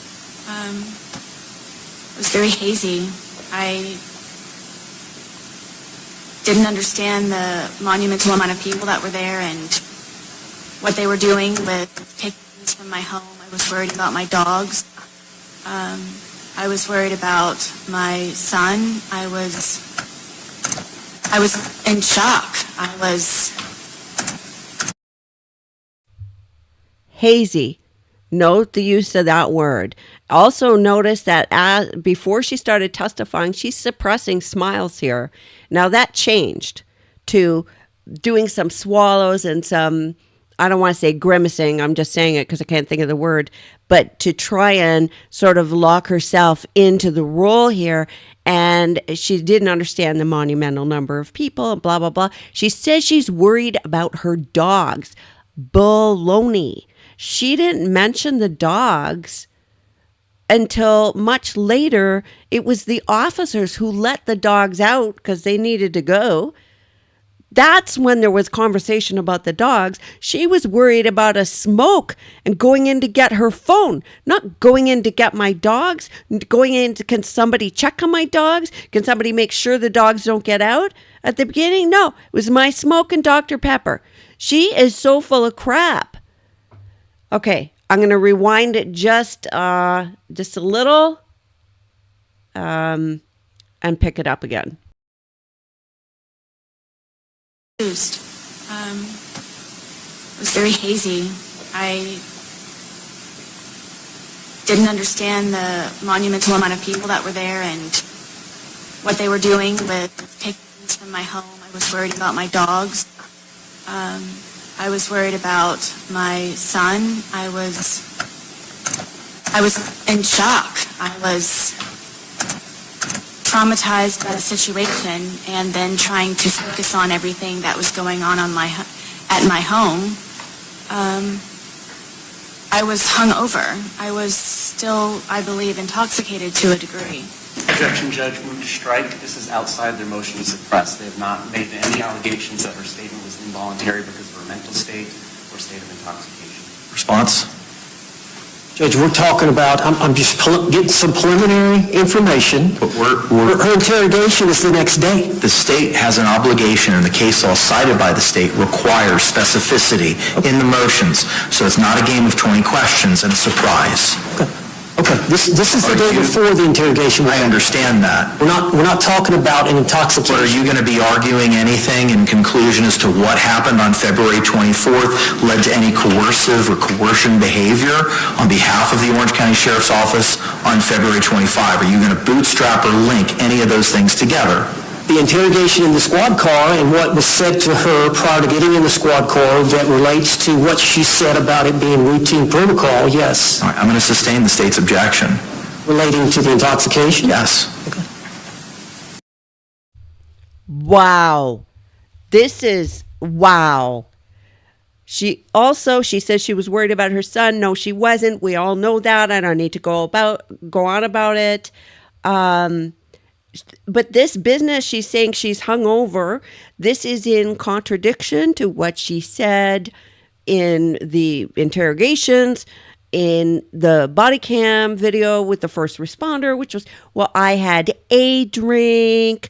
We shared a bottle of wine. Well, I only had a little bit. I can't get drunk. I wasn't drunk. I don't drink. I didn't pass out. I fell asleep. I didn't pass out. She was really mad about that. Now she's claiming she was actually intoxicated, and intoxication can go to voluntariness. And this has got to be a surprise to the prosecution. Just wow. You know what? I'm going to come up with 25 more things when I process it, but not right now. It wasn't raised in any of the three motions that have been filed. Judge, I didn't ask her that. She volunteered that. I understand it. Okay. Objection sustained and stricken. All right. Did you speak to the deputy about what had happened? Yes. Okay. And then, were you asked to stay on scene? By both, yes. By both detectives, yes. Okay. How long did it take the detectives to arrive after you had spoken initially with Deputy Rodriguez? It was not right away. I don't know specifically, but it was not quickly. Okay. Did the two detectives, when they arrived, did they take over the investigation? It was my understanding, yes. No foundation for her to conclude anything. Sustained. At some point, were the detectives directing you what to do and where to go? Yes. Okay. Can you explain what the detectives told you as it relates to you getting in the car? Was the phone issue before the car? Yes. Sustained. Let me ask you about the phone. When were you first asked about your phone? From my remembering, it was once they arrived, one of the first questions that Koepsell asked me was if I owned a phone. And what did you tell her? I told her it was on the kitchen counter. All right. And what happened next as it relates to the phone? I believe that it was brought to her with someone else. I don't remember. Objection calls for she's speculating. Sustained. What was the next thing that you were told or talked to about as it relates to the phone? Unlock it. Who told you that? Detective Koepsell. How did you unlock it? She handed it to me, and I unlocked it. How do you unlock your phone? Okay, I'm having a problem with this. I cannot imagine at a sudden death call, and the detectives out there in the chat can speak to this as well.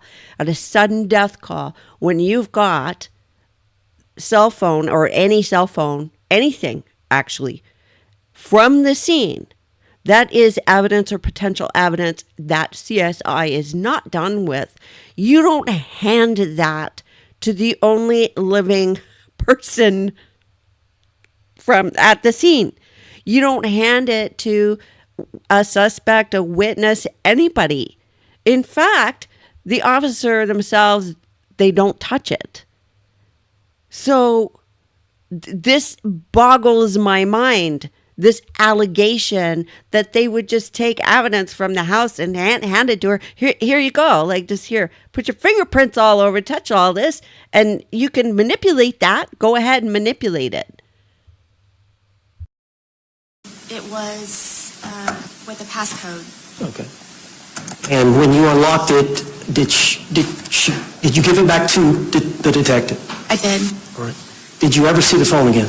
I did not. Okay. After that incident, was the next time you were spoken to by Detective Koepsell was in relation to the interview in the squad car? Yes, she told me I needed to go with her and Detective Lowen to her unmarked vehicle.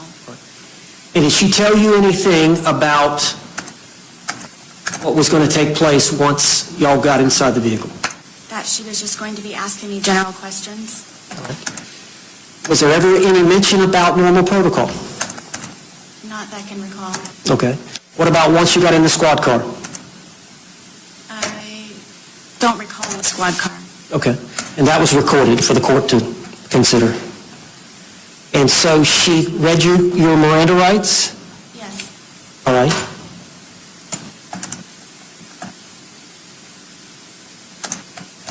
Did you answer the questions? I did. Did they ever indicate to you that you were a suspect? No. Did they ever indicate to you that you were a person of interest? No. Did they ever refer to the videos that you recorded on your phone from the night before? No. Were you ever questioned about those videos at the scene? I was not. All right, after they finished interviewing you in the unmarked vehicle, were you allowed to get out? Yes. Were you allowed to leave the scene at that point? I was instructed by both to not. Okay. And how long did you stay on the scene? The entire time. How long was that? How long did it take before the investigation was completed? 10 hours or more. Okay. At some point, did they all leave?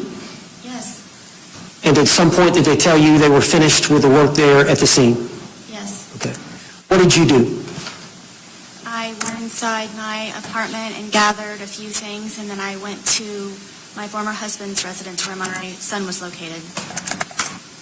All right, and how far was that away?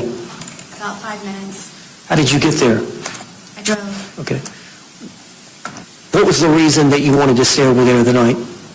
because I was terrified of his family. Now, later that evening, you were going to spend the night there with your son and with your ex-husband? Correct. And did you do? I'm sorry, I have to interrupt. This is just maddening. She's claiming she was terrified of George's family, but we know that she ran to Brian's all kinds of times when had nothing to do with the family. This is just a way to vilify them and make herself the victim, and it's disgusting. And it's irrelevant as to whether or not the statement at the police station was coerced or not. We got this big story. Well, what does that have to do? I mean, maybe Owens is going to try and tie it in together because the totality of everything matters. But as you can see, the first interview in the police car was not coerced, was not under duress. It was not custodial. She was still read Miranda.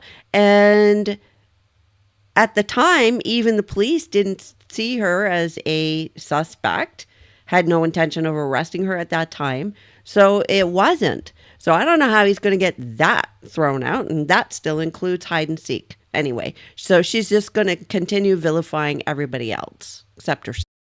Do that? My son, yes. All right. Later that evening, did you attempt to contact Detective Koepsell? I did. And whose phone did you use?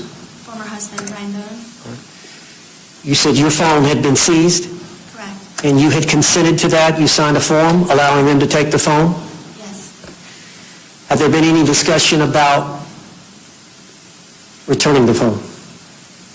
Koepsell told me she or Lowen or both would return back to my apartment to return my phone And when did they tell you this? before they left the scene. And did they tell you they would return your phone where? To myself at the apartment. And is that what you understood they were going to do? Yes. Was there ever any talk about you coming to the sheriff's department the day of this event? No. All right, so later that evening, you borrowed your ex-husband Brian Boone's phone and made a phone call. How did you know Detective Koepsell's private cell number? She gave it to me before she left the scene. And did you call her? I did. Do you recall about what time you called her? I believe it was around 9:30 or 10 o'clock. And that would have been on February the 24th of 2020? Yes.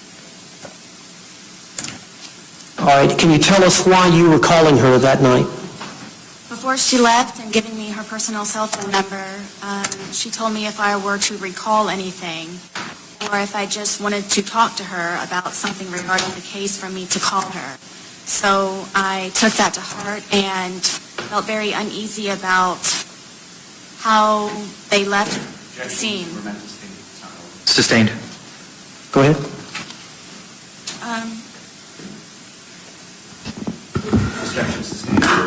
There's no pending question at this time. Okay. You were concerned about the case and you wanted to call her? Yes. And did you talk to her? Yes. What did you say to her? I told her, in all honesty, that I felt that she was trying to trick me. Objection. Irrelevant what her statement is. Sustained.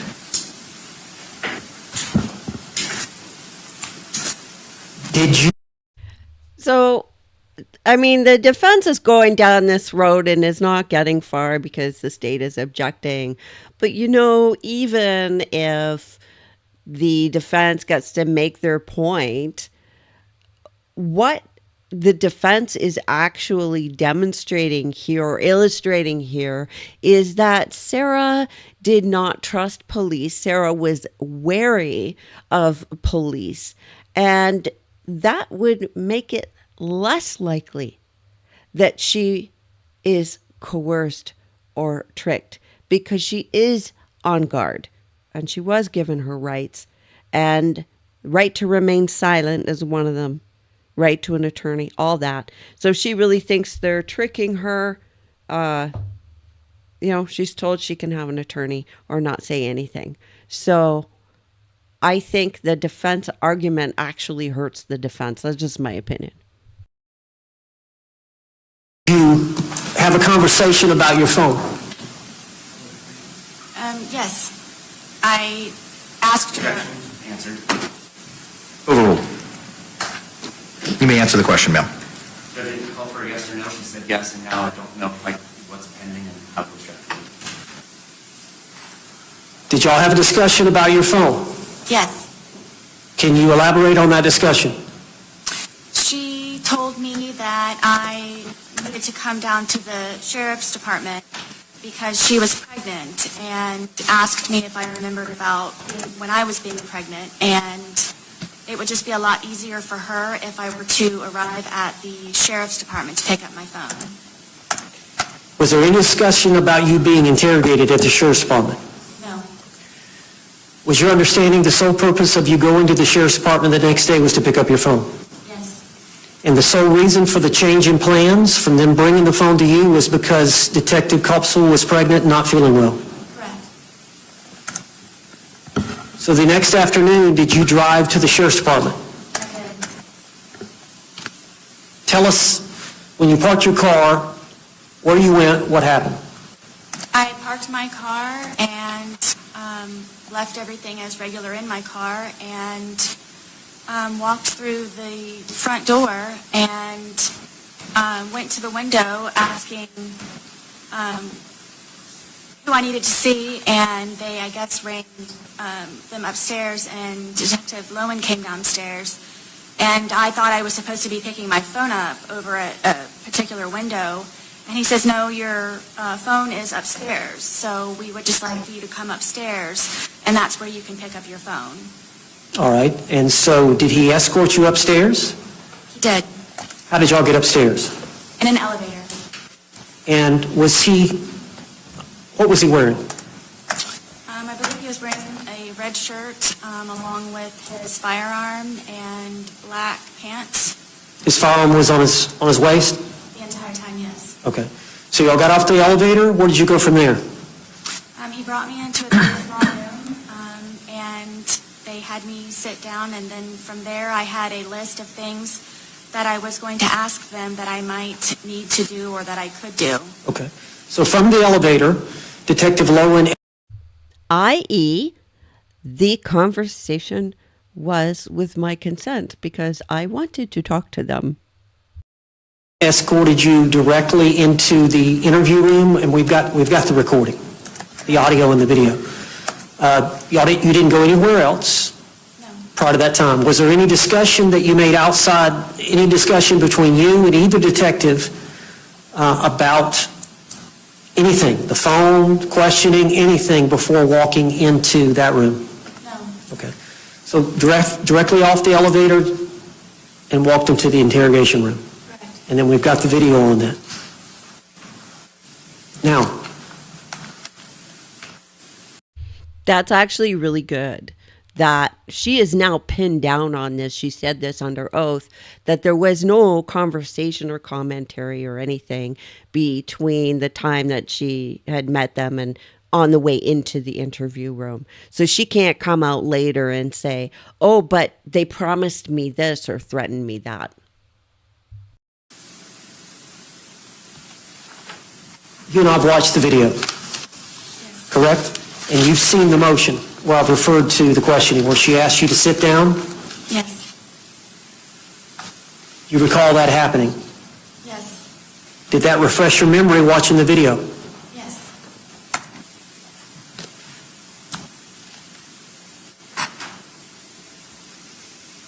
Do you recall her saying that she had received the autopsy? Yes. Do you recall her saying, I want to read you your rights again because we have to talk about that, referring to the autopsy? Yes. This was prior to you being read your Miranda rights. Correct. And she also said, we're not done talking about the incident. You recall that? Yes. And then she said, we just have to do it. Yes. How did that make you feel? Sustained.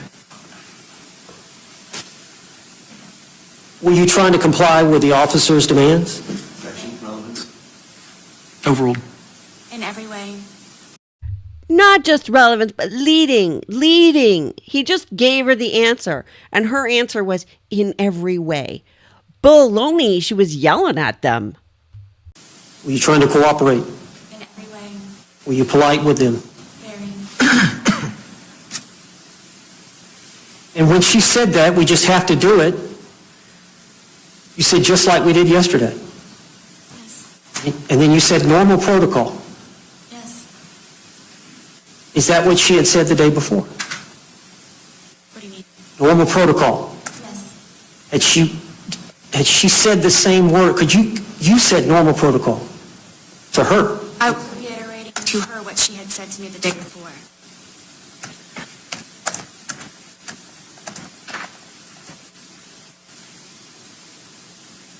So she read the Miranda rights to you, Except number 9. except number 9. She read the rights and then she said, do you understand what I've just read to you? And you agreed that you had. Yes. But you were not read having these rights in mind. Do you agree to speak to me now? Overruled. I was not asked that question. Is it fair to say that after she read the Miranda rights and after she said, do you understand the rights that I've just read to you, that she read right into the questioning? She did, correct. So she never got the answer from you. Do you agree to speak to us now? I was never asked that.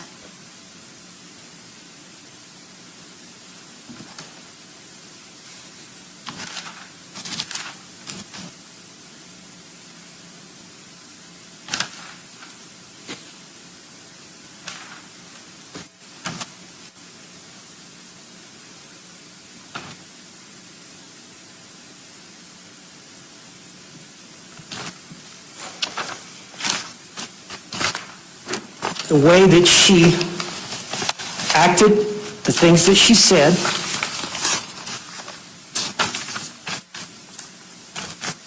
the fact that they had your phone. Did you get the impression you were not getting your phone back if you didn't answer the questions? Objection, irrelevant, she's in custody. Sustained. She was in custody? Yeah, that's been conceded by the state in their response, that it was a custodial interrogation. Okay, but she wasn't aware of it. She wasn't aware she was in custody. Oh my gosh, what is this? The upside down, backwards, inside out? So they're arguing about Miranda, and well, this is a custodial interview, and so Miranda needed to be read because it's custodial. Now he's standing there. So the state finally says, well, okay, yeah, it was custodial, but it doesn't matter. And now he's staying there. Well, but she didn't know it was custodial. Like is there a cartoon of like somebody shooting themselves in the foot? Are there cartoons like that? Because I have a feeling that this is going to be a thing throughout the trial. So he just argued against himself. This is hysterical. What does her subjective perception matter? Well, under the circumstances, it would matter. I mean, she didn't feel she was free to leave. She was in an enclosed small space. That all goes to whether or not... She was being questioned by two lead detectives, homicide detectives. One of them was wearing a firearm. She was trying to cooperate as best she could. I think her position is that she was coerced into answering the question. What does that have to do with coercion? Those are all factors that under Ramirez as to whether or not it was custodial. Well, I know some of the factors are whether or not the interrogation actually happens in a police station or not, or whether it happens outside a police station. So just that environment alone. That goes to whether or not it was a custodial interrogation. Okay. I'm struggling with the connection on that being noncompliance with Miranda, coercion, or the third ground of voluntariness. Well, I think it goes subjectively. Owens is purposely conflating this stuff. And I wonder how many people watching or hearing about it are also going to conflate that. And that makes me also think that he is going to play this game in front of a jury, which is conflating issues and facts so that it would be harder for a jury to follow it and easy to mislead. To her and what she was feeling, if she had a free choice or not, subjectivity matter? Excuse me, based on subjectivity matter under the case law. Based on the circumstances that she was dealing with at the time, whether or not she felt she had a choice. But what does her subjectivity have to do with that? I believe it's relevant. Objection's overruled. I'm sorry, the objection sustained. I apologize. Did you understand you were not going to get your phone back until you answered their questions? Objection relevant. Sustained. Did you have some questions for them at the end? I did. Did you feel like you had a choice in answering their questions? Objection relevant. Sustained.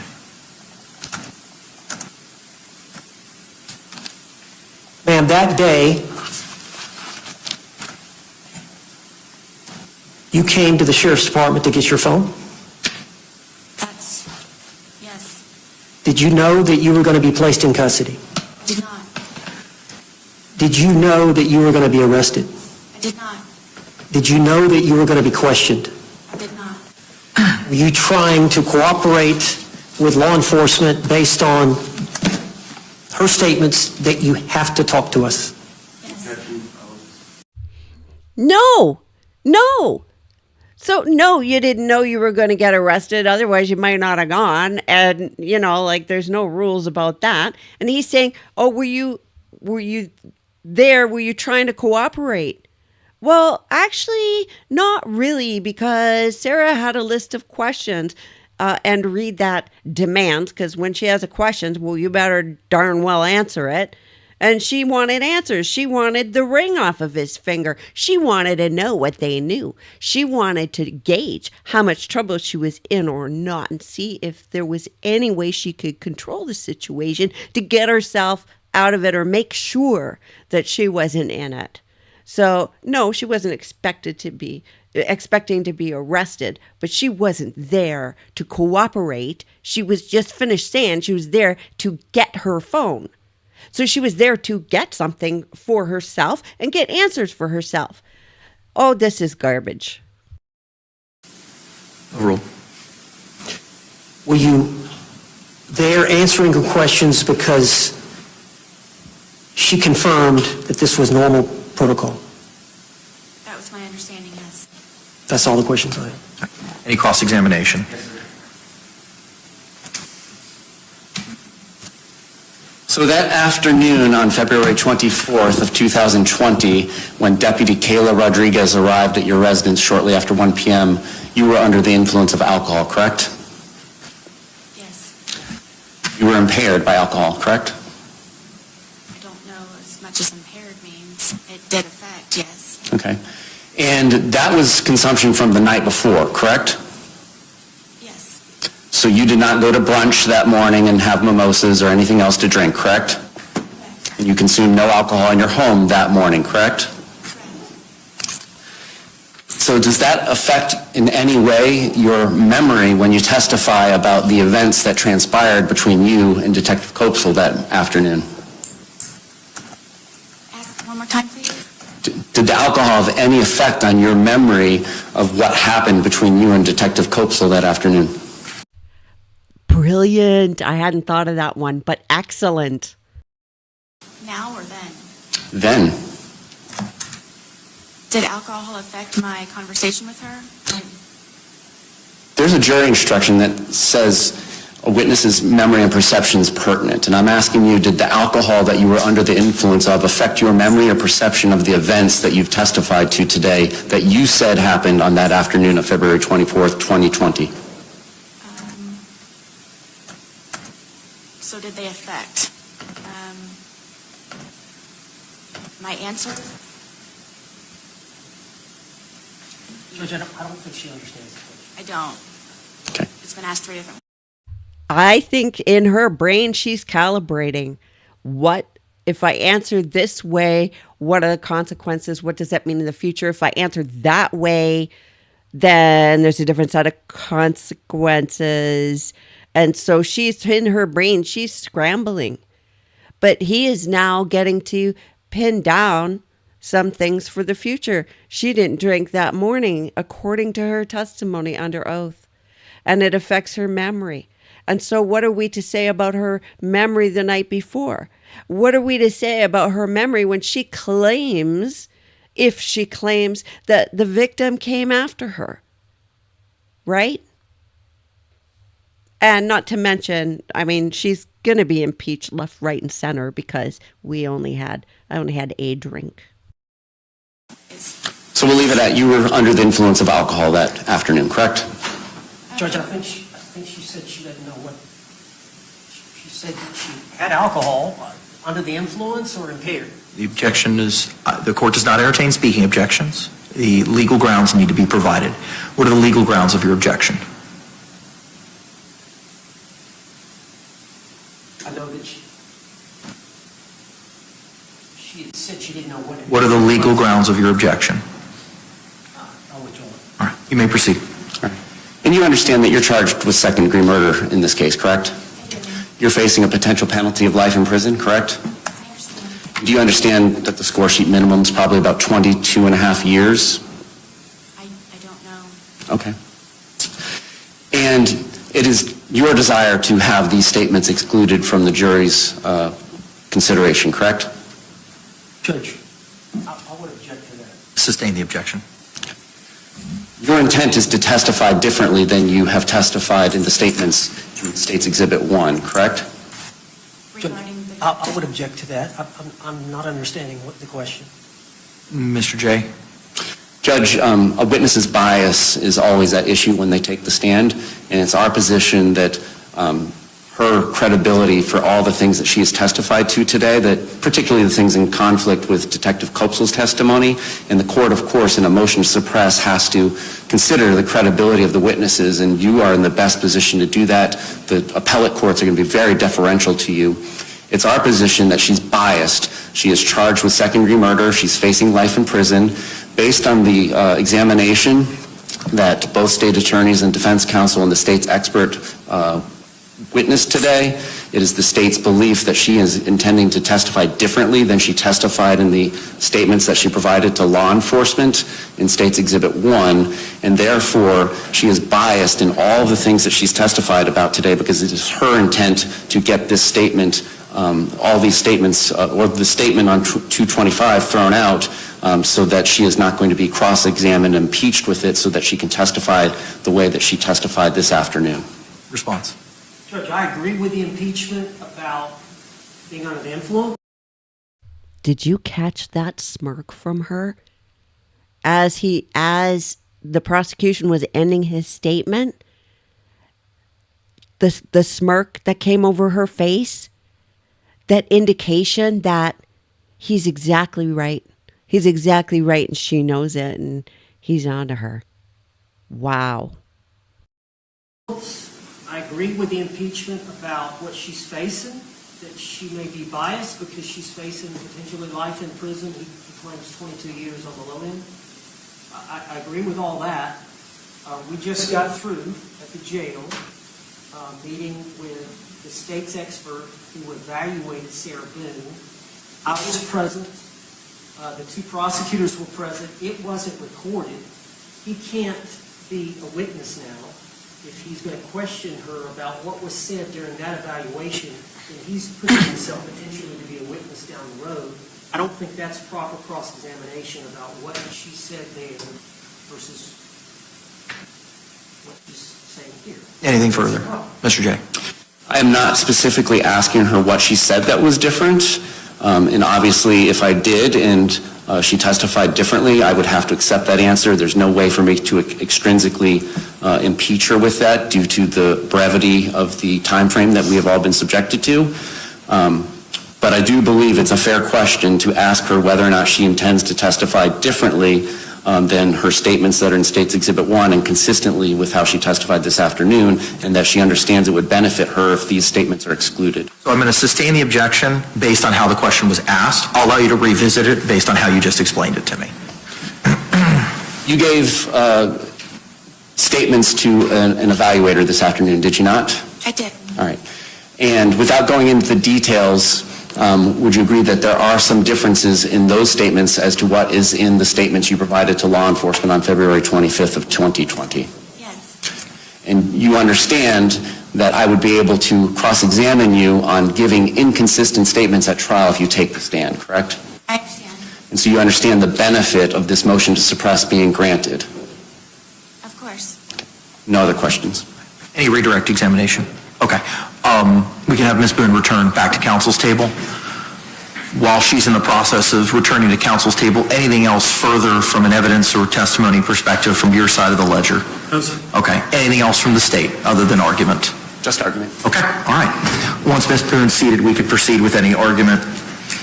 And as the court identified previously, I have reviewed all y'all's authorities that were provided.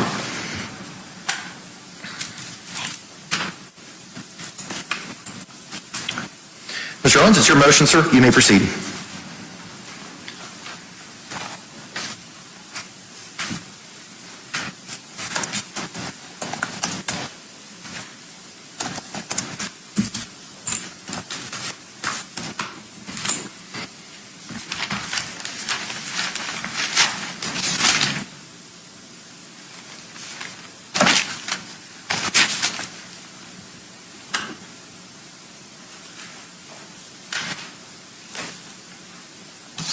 Judge, my understanding of the law regarding Miranda,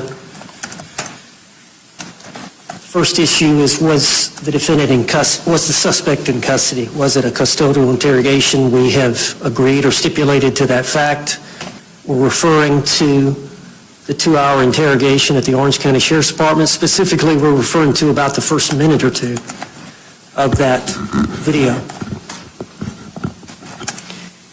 And I think under the totality of the circumstances, the court has to determine whether freely and voluntarily and knowingly given under the circumstances.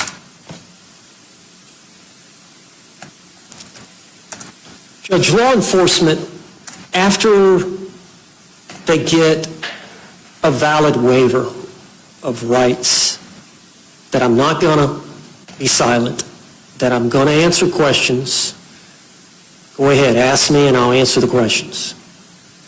Once that happens, law enforcement is trying to get a confession. Law enforcement is trying to get admissions that they can later use at trial to impeach the defendant and convict him. The law allows law enforcement at that stage to use deception, to lie, to trick. We found the murder weapon. It's got your DNA on it. Your co-defendant has come in here and confessed and implicated you. All those techniques, when it's really deception, they don't have the DNA, they don't have the murder weapon, they don't have the co-defendant, it can be utilized to obtain a confession or an admission of guilt. But prior to Miranda, you cannot deceive. Prior to Miranda, you cannot trick. They're changing the argument. They're changing grounds. They're changing what they had didn't work, so now he's just coming up with a new one. Okay, let's see if he brings up case law. Right is fundamental. You cannot be compelled to incriminate yourself. You cannot be forced to talk. It's got to be free will and a choice. And so you can't seduce or coerce someone into giving a statement. And the law is clear. When that happens, we've got to punish law enforcement to correct that type of misuse behavior. It's illegal. So you got Detective Koepsell on the one hand.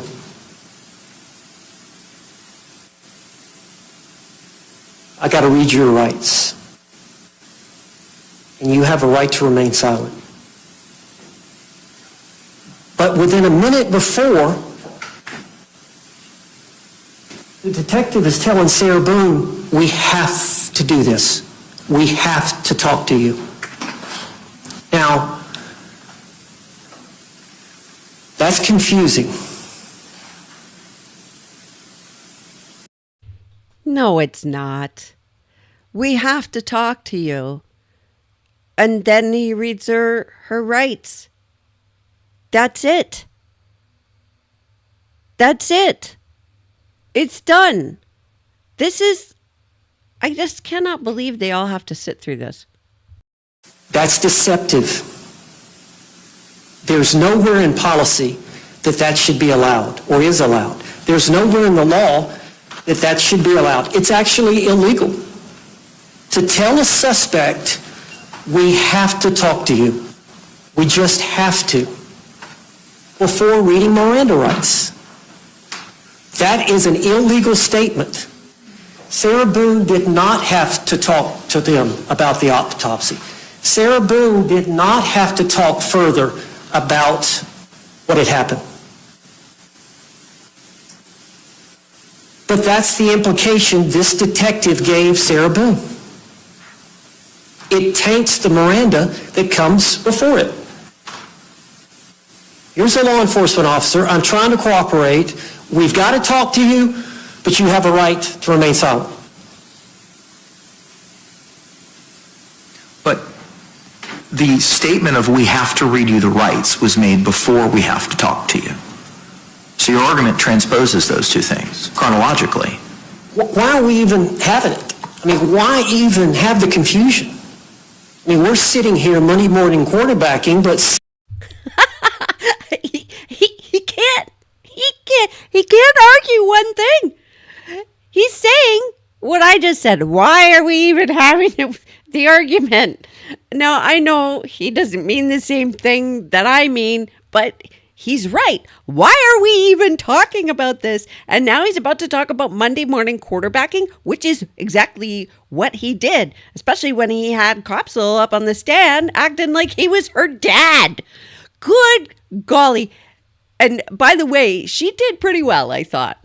Oh my gosh. this is hilarious. Sarah Boone was brought up there under false pretenses. A traumatic event, she lost her boyfriend. I'm coming to get my phone. I've been tricked into coming up here to get my phone. And I'm sitting here having to figure out what to do about whether to talk to these people or not. And she's talking about my rights, but then saying, we have to talk to you. We just need to do it. And then she reads the rights. Right there within a few seconds of each other. That's improper, it's illegal, it's coercive. It forces this not to be a valid waiver of her rights under that circumstance, coupled with the fact that she came down under false pretenses.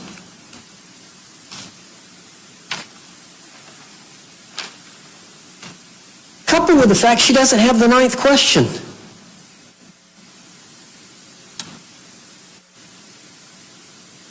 If you think about it, okay, you got a right to remain silent, you got a right to a lawyer, those 3 or 4 questions, and then, do you understand what I've just read to you?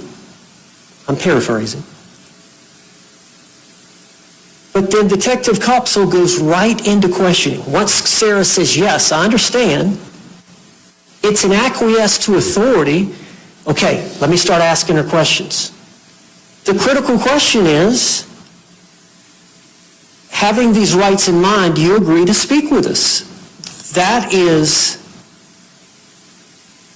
the time of free choice. That is the time of decision for Sarah, to be given that opportunity. But the way I understand, Detective Koepsell had the autopsy. She had the blunt force trauma. Those were not questioned. Sarah Boone was not questioned about that. They didn't know about that until the medical examiner. So she had additional information that she wanted from Sarah Boone. She had the 2 videos from Sarah Boone's phone. She had additional information from the phone that was inconsistent with the statement that Sarah had given the day before. So sure, any detective worth their salt would want a statement. She'd already said we had probable cause. We'd already made our mind up that we were going to arrest her. If she didn't come, they were going to go get her. If she came and said, I want to invoke. All of that doesn't make her statement involuntary, doesn't mean she didn't understand. Clearly she understood, and she wanted to talk to them because she wanted information from them. My rights? She was going to be arrested. They wanted to get some type of admission, confession, statement that they could later use, which they're trying to do now. But under the circumstances, the totality of the circumstances about how she was induced to come down there, about telling them she had to talk, Judge, it was coercive. We would ask that you suppress the evidence. Any response?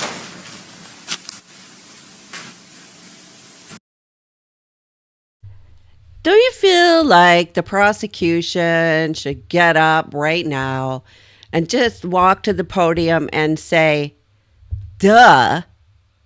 Like, really? Of course, he can't do that. He won't do that. But, wow, this is brutal. Judge, the United States Supreme Court has said that confessions are good. They are good for society. It is good when guilty people are convicted. We stand by all the case law that we've cited, and you have reviewed the evidence from start to finish. Under the totality of the circumstances of that 2-hour and 6-minute statement that she gave to law enforcement, she knowingly and intelligently and voluntarily waived her Miranda rights. And under the case law, it was done perfectly fine. There is no requirement that question number 9 get read.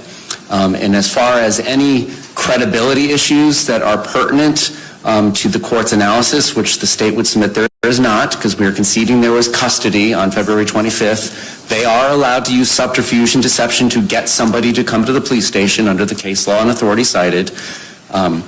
But if there is anything that is dependent upon the credibility of either the defendant's testimony or Detective Koepsell's testimony, the state would argue for the reasons of her being impaired by her own admission on the afternoon of February 24th, still from the night before, that her credibility is less than Detective Koepsell's, and of course she has a bias and interest in the outcome of the case, whereas Detective Koepsell has no motivation to not tell the truth about whether she used deception to bring the defendant down to the police station, because that's perfectly acceptable.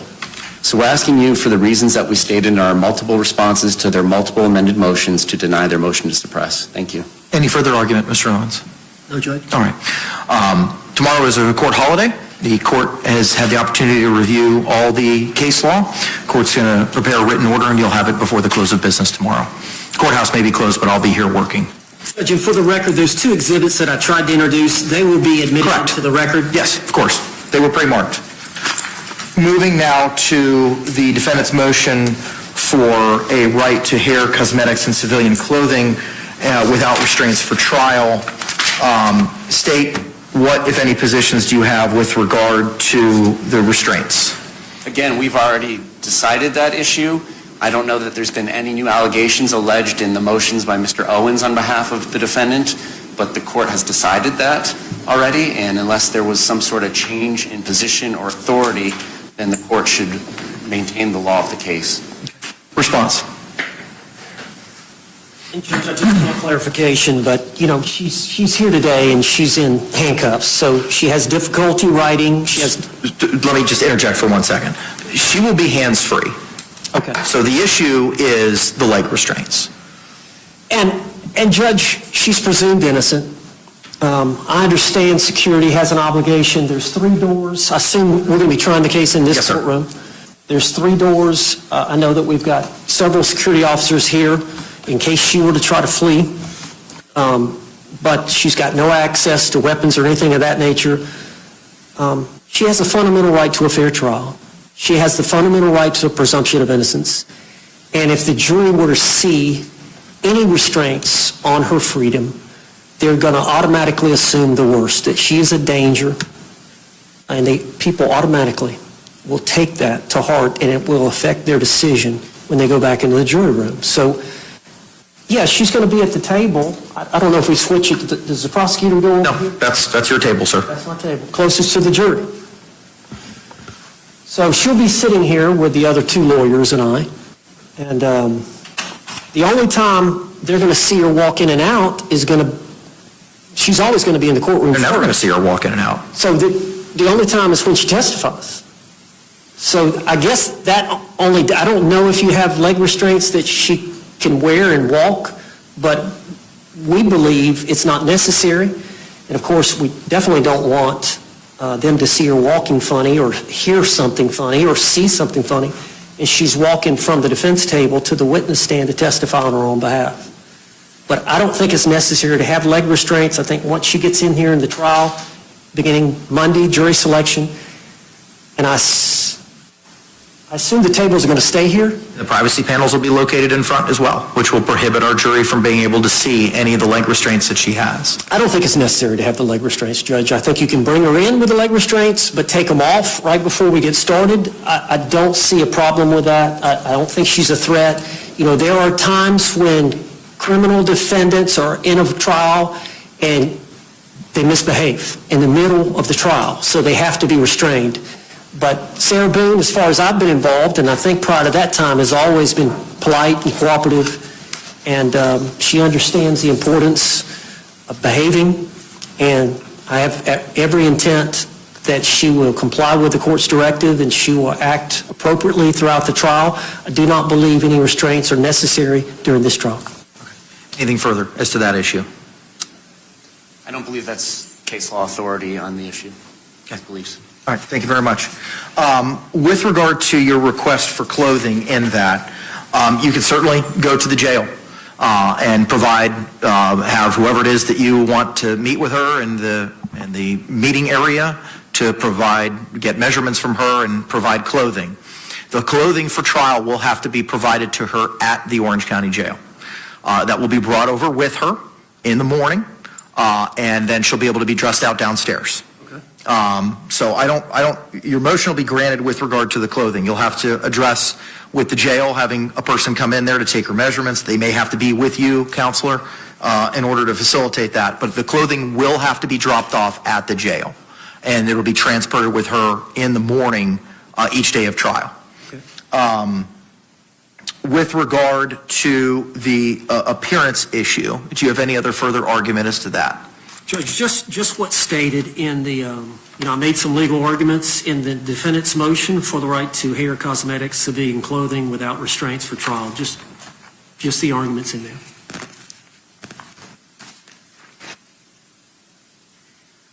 And the Estelle case that you spoke to being dressed out in a prison garb. Doesn't really address a prison guard in shackles. It doesn't address any beautification or anything along those lines. I just think it's just part of a fair trial. The other problem is it's contraband. That stuff's not even purchasable at the commissary at the jail, any makeup or anything along those lines. Well, I'm going to have the two paralegals here. I say the paralegals. One's a lawyer now, and the other is a consultant, but they're females. He demoted those females right there. Wow. And they can bring the cosmetics in and apply it either here in the courtroom or just outside the courtroom. I'm sure there's a waiting room. There's no place where we can apply any. You can't put them back there because we can't allow access back there. That's for corrections and for the sheriff's department and for the inmates. Can she be allowed? Can the two females on the team can they be allowed to apply some type of makeup to Ms. Boone? State? We don't have any dog in this fight. I've never heard of it happening. That doesn't mean it's not permissible, but If you want to try to do it here in the courtroom, that's fine. But be advised that when we start court, we start court. So, and I intend on starting it at. Good. When we start court, we start court. Could you imagine her with one eye done and rouge on half of her face, having to keep going? 9 o'clock every morning. So I'll have pleas every morning in other matters because the court still has other business at 8:45, and I plan on bringing the jury up at 9 until we select one, and then starting at 9 every day thereafter. So your motion will be granted with regard to the clothing. You can perhaps someone attend travel to the jail with you, sir, Mr. Owens, to take the measurements. You'll have to provide clothing at the jail. With regard to the appearance, it's denied to have anything happen at the jail or happen in any of the secured areas. But if you want to attempt to have members of your staff apply makeup prior to trial, you certainly can do so. Court will provide you a written order with regard to the request to removal of the leg restraints. But the hand restraints will be removed. Judge, and then I think there's something about hair as well. I think that it falls under the same analysis. It needs to be done in the courtroom. Yes, sir. And then the last item teed up for today is the, I'm sorry, yes. Yes.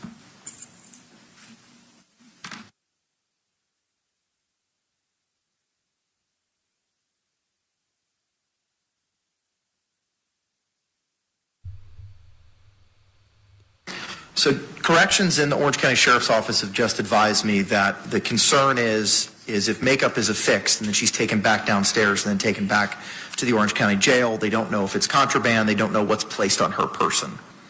That's the concern. There's just going to be some facial makeup. I understand, but I don't see. DOC and Sheriff's Office are telling me they can't do it because of the concerns that were just outlined. After she's returned to the Orange County Jail facility. Okay. All right. You'll get an order with regard to the restraints no later than tomorrow. Moving now to the state's request for protective order. I've reviewed that. I need more, I need to understand what you're looking at, Mr. Owens, with regard to these custodians and supervisors at the state attorney's office. I did not realize that was going to be addressed today. Yes, my JA had emailed all y'all, I think last week after it was filed, that said this would be added to the hearing for, I guess that was filed on Monday, forgive me. I had emailed y'all and said that it would be addressed today. And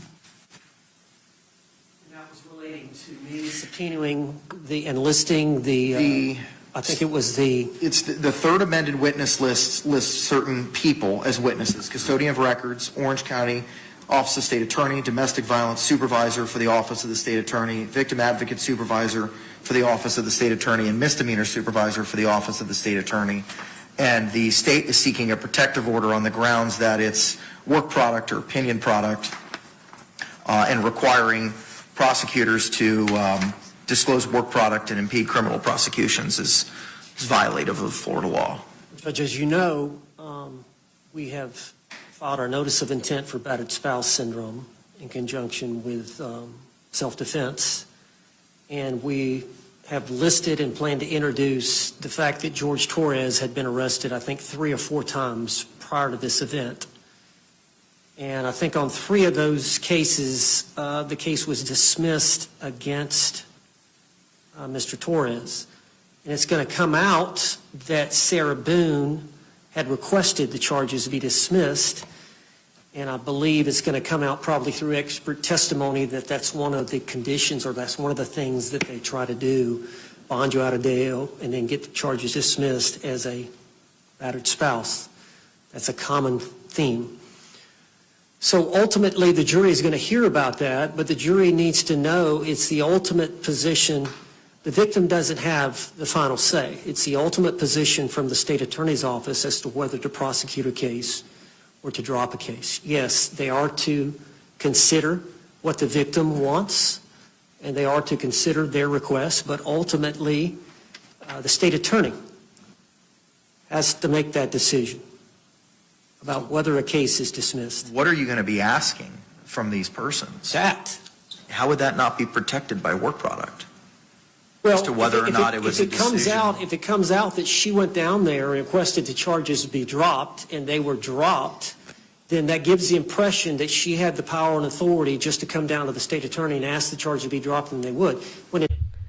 Whose side is Owens arguing here? In fact, the ultimate call is the state attorney's office. They don't have to drop cases even if a victim claims they do.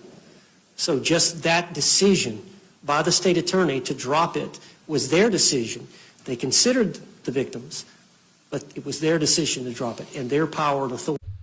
The fact that the state attorneys dropped the charges against Mr. Torres is an indication, or can be an indication, that there wasn't a reasonable prospect of conviction, right? It's not that the victim requested something. Like he's standing here. This is the defense.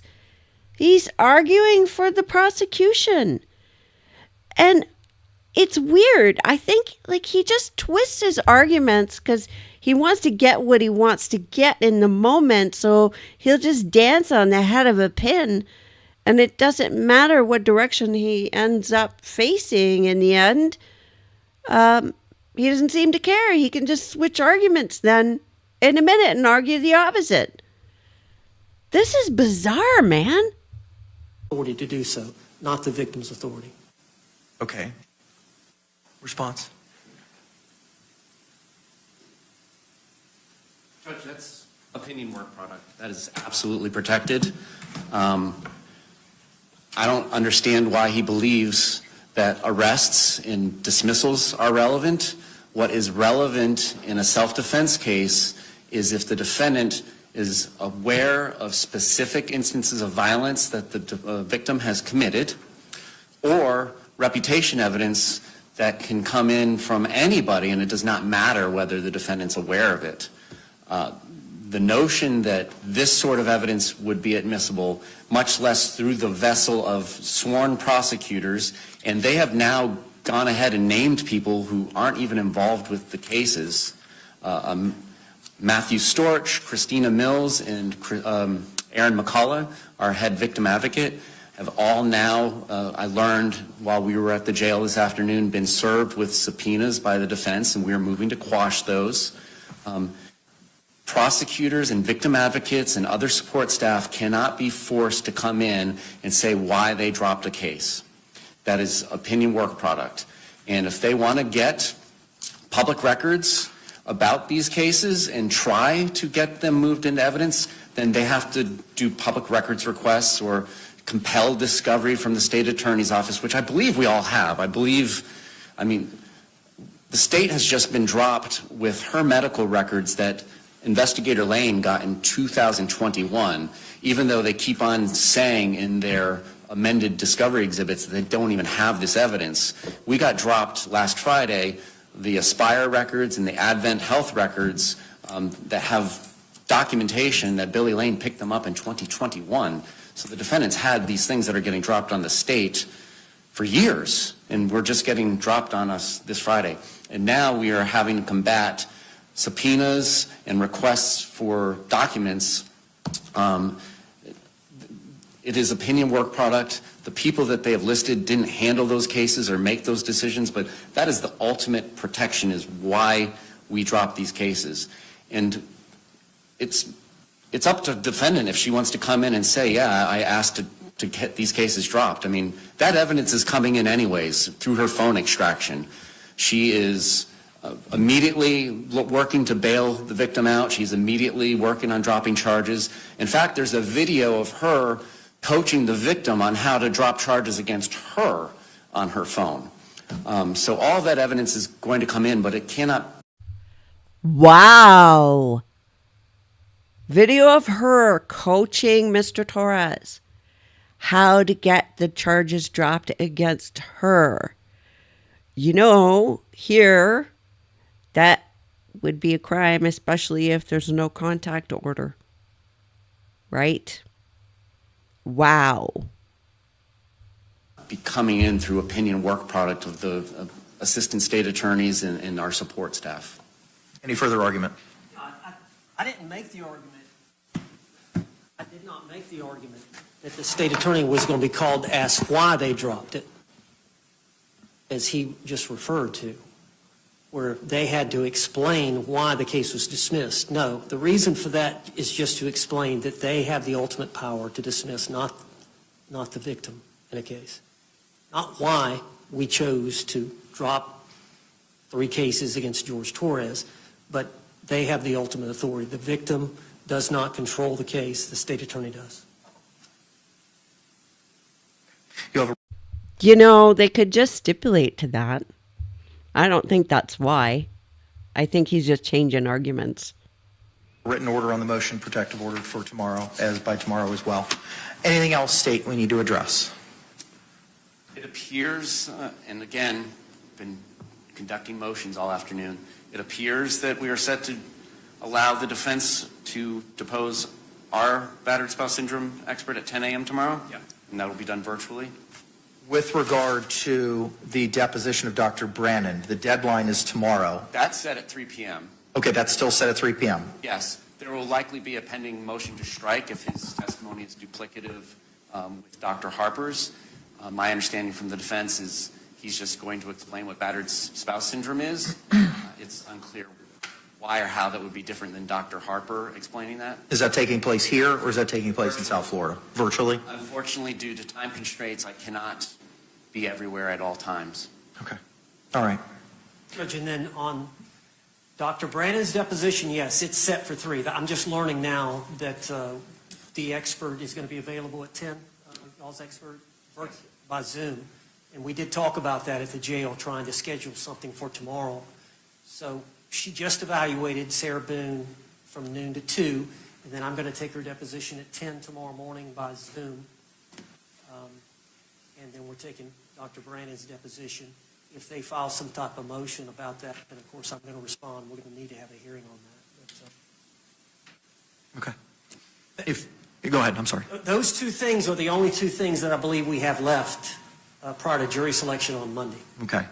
If any motions are filed by anyone moving forward, please favor a copy to my judicial assistant upon filing. And if there's any authority that you intend on arguing that's not cited in the motion, please provide me that authority as well. Although it is a court holiday, the court will be working tomorrow. I will endeavor to get you written orders on all of these things no later than the close of business, hopefully earlier than that by tomorrow. On Monday morning, State, if you could please bring a copy of the score sheet so that when I colloquy Ms. Boone prior to trial about the charge, the potential penalties, everybody's on the same page as to what those are. Okay? Yes. And if y'all could send me that, I'll go out to the jail. I'm going to be here. If you could favor him a copy of that tomorrow or Friday so that he has the opportunity to review that score sheet with Ms. Boone in advance. Yes, and we're going to be filing a motion in limine to exclude the battered spouse syndrome testimony that will need to be addressed. Just waiting to see now how the depositions pan out tomorrow, but based on what we witnessed this afternoon, it's the state's position that we're going to need to file a motion to eliminate. Okay. All right. Appreciate it. Ooh, based on what we heard this afternoon, because he was there, we're going to file a motion in limine. Oh boy, this is the trial that's going to keep on giving and giving. So I can't wait for that. I mean, we all know it's baloney, right? Wow. All right. Thank you all very much. We'll address scheduling of any motions on Monday. And it may be a circumstance where, as the court had identified earlier, that we're just going to be looking at cause issues and what people may know about this case. That'll be happening before we turn it over to you all. Which would include, Mr. Owens, your opportunity to voir dire on any defenses that may be being raised in this case. So it may be we may get a panel and then ask them to come back later in the week so that we can have those motions after we get that panel of 50, once we deal with all the cause challenges. Okay? All right. Thank you all very much. We'll see you Monday morning. I think that's it. I'll let it run after we stop chatting just to double check. Somebody in the chat sent me a super chat and I didn't see the question, and then they came back. I think maybe Sarah Bridget. And I'm sorry, I can't watch this and think and actually read all at the same time. So I'm going to look at the chat now and see if there are questions or remarks or anything you want to talk about.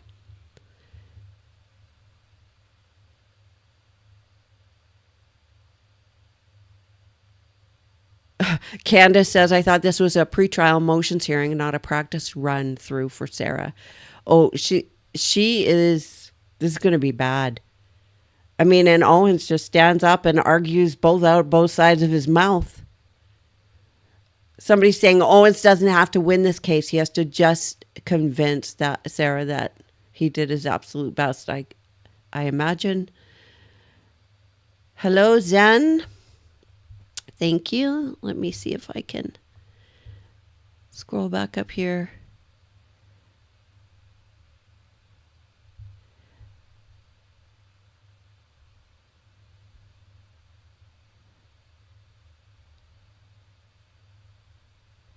The closed caption is on. You're going to have to turn it on your end, maybe. I don't know.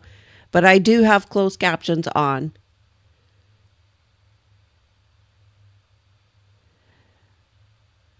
Okay. I don't see any big questions or anything. I thought this was wild today.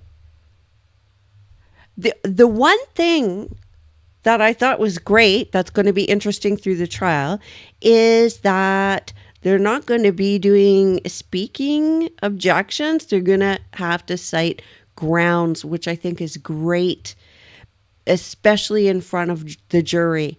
You better have legal grounds. And I think that's terrific in this case.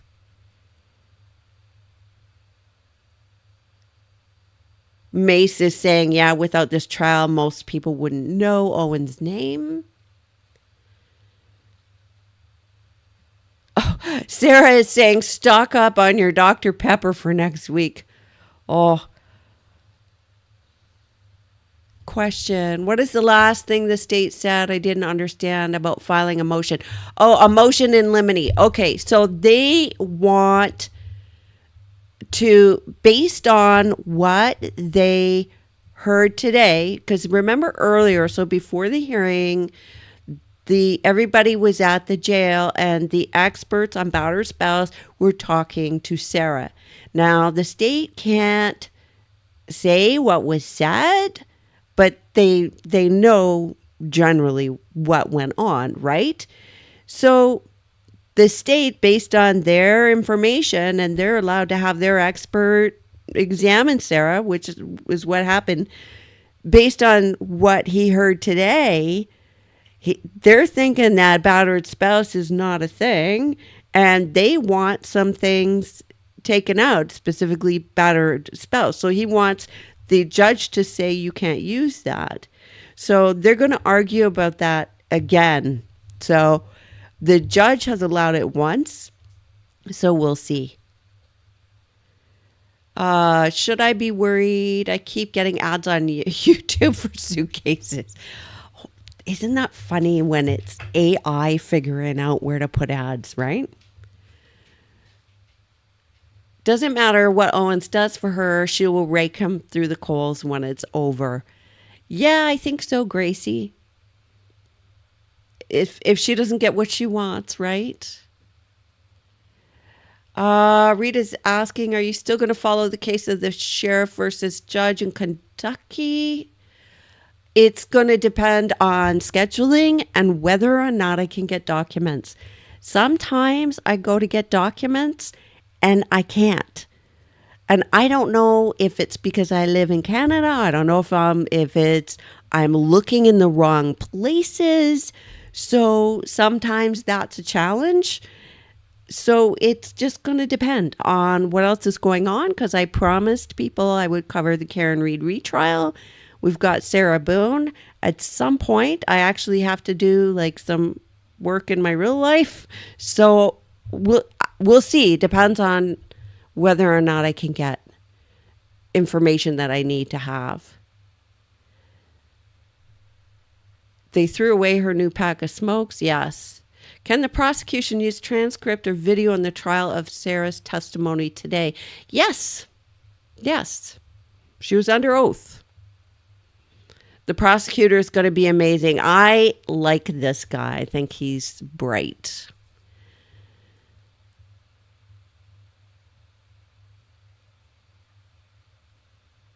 Thank you for your comments. Some of you are making nice comments to me. Thank you.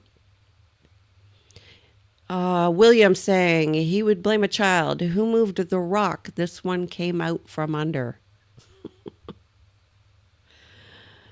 Detective asks me, what is real life? Yeah, you know how it is.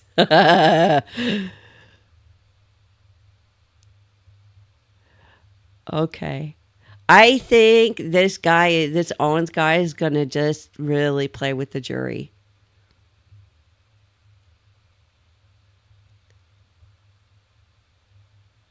The point of the motion in limine is because they want the defense not to be able to use battered spouse defense. That's what. Because it opens a whole other can of worms. It's going to require more witnesses. It's awful for the victim. It sends a terrible message to other victims of DV. Oh, look, you're the one that's going to be put on trial when you're the victim. So that's important. That's an important thing to consider. So there are a whole lot of reasons why they wouldn't want her to use this. Sarah's testimony is going to be fascinating. I wanted to just sit and take apart like her respiration rate, and I wanted to go through frame by frame and look at every facial expression. But of course, on live, I mean, I'm just going off the top of my head, right?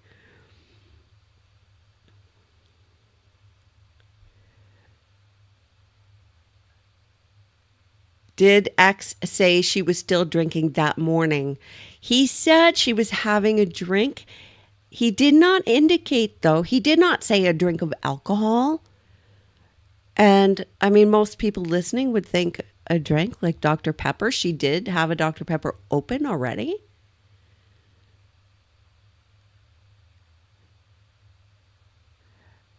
Thank you, Cheryl. I've been, judges have commented on my facial expressions in court.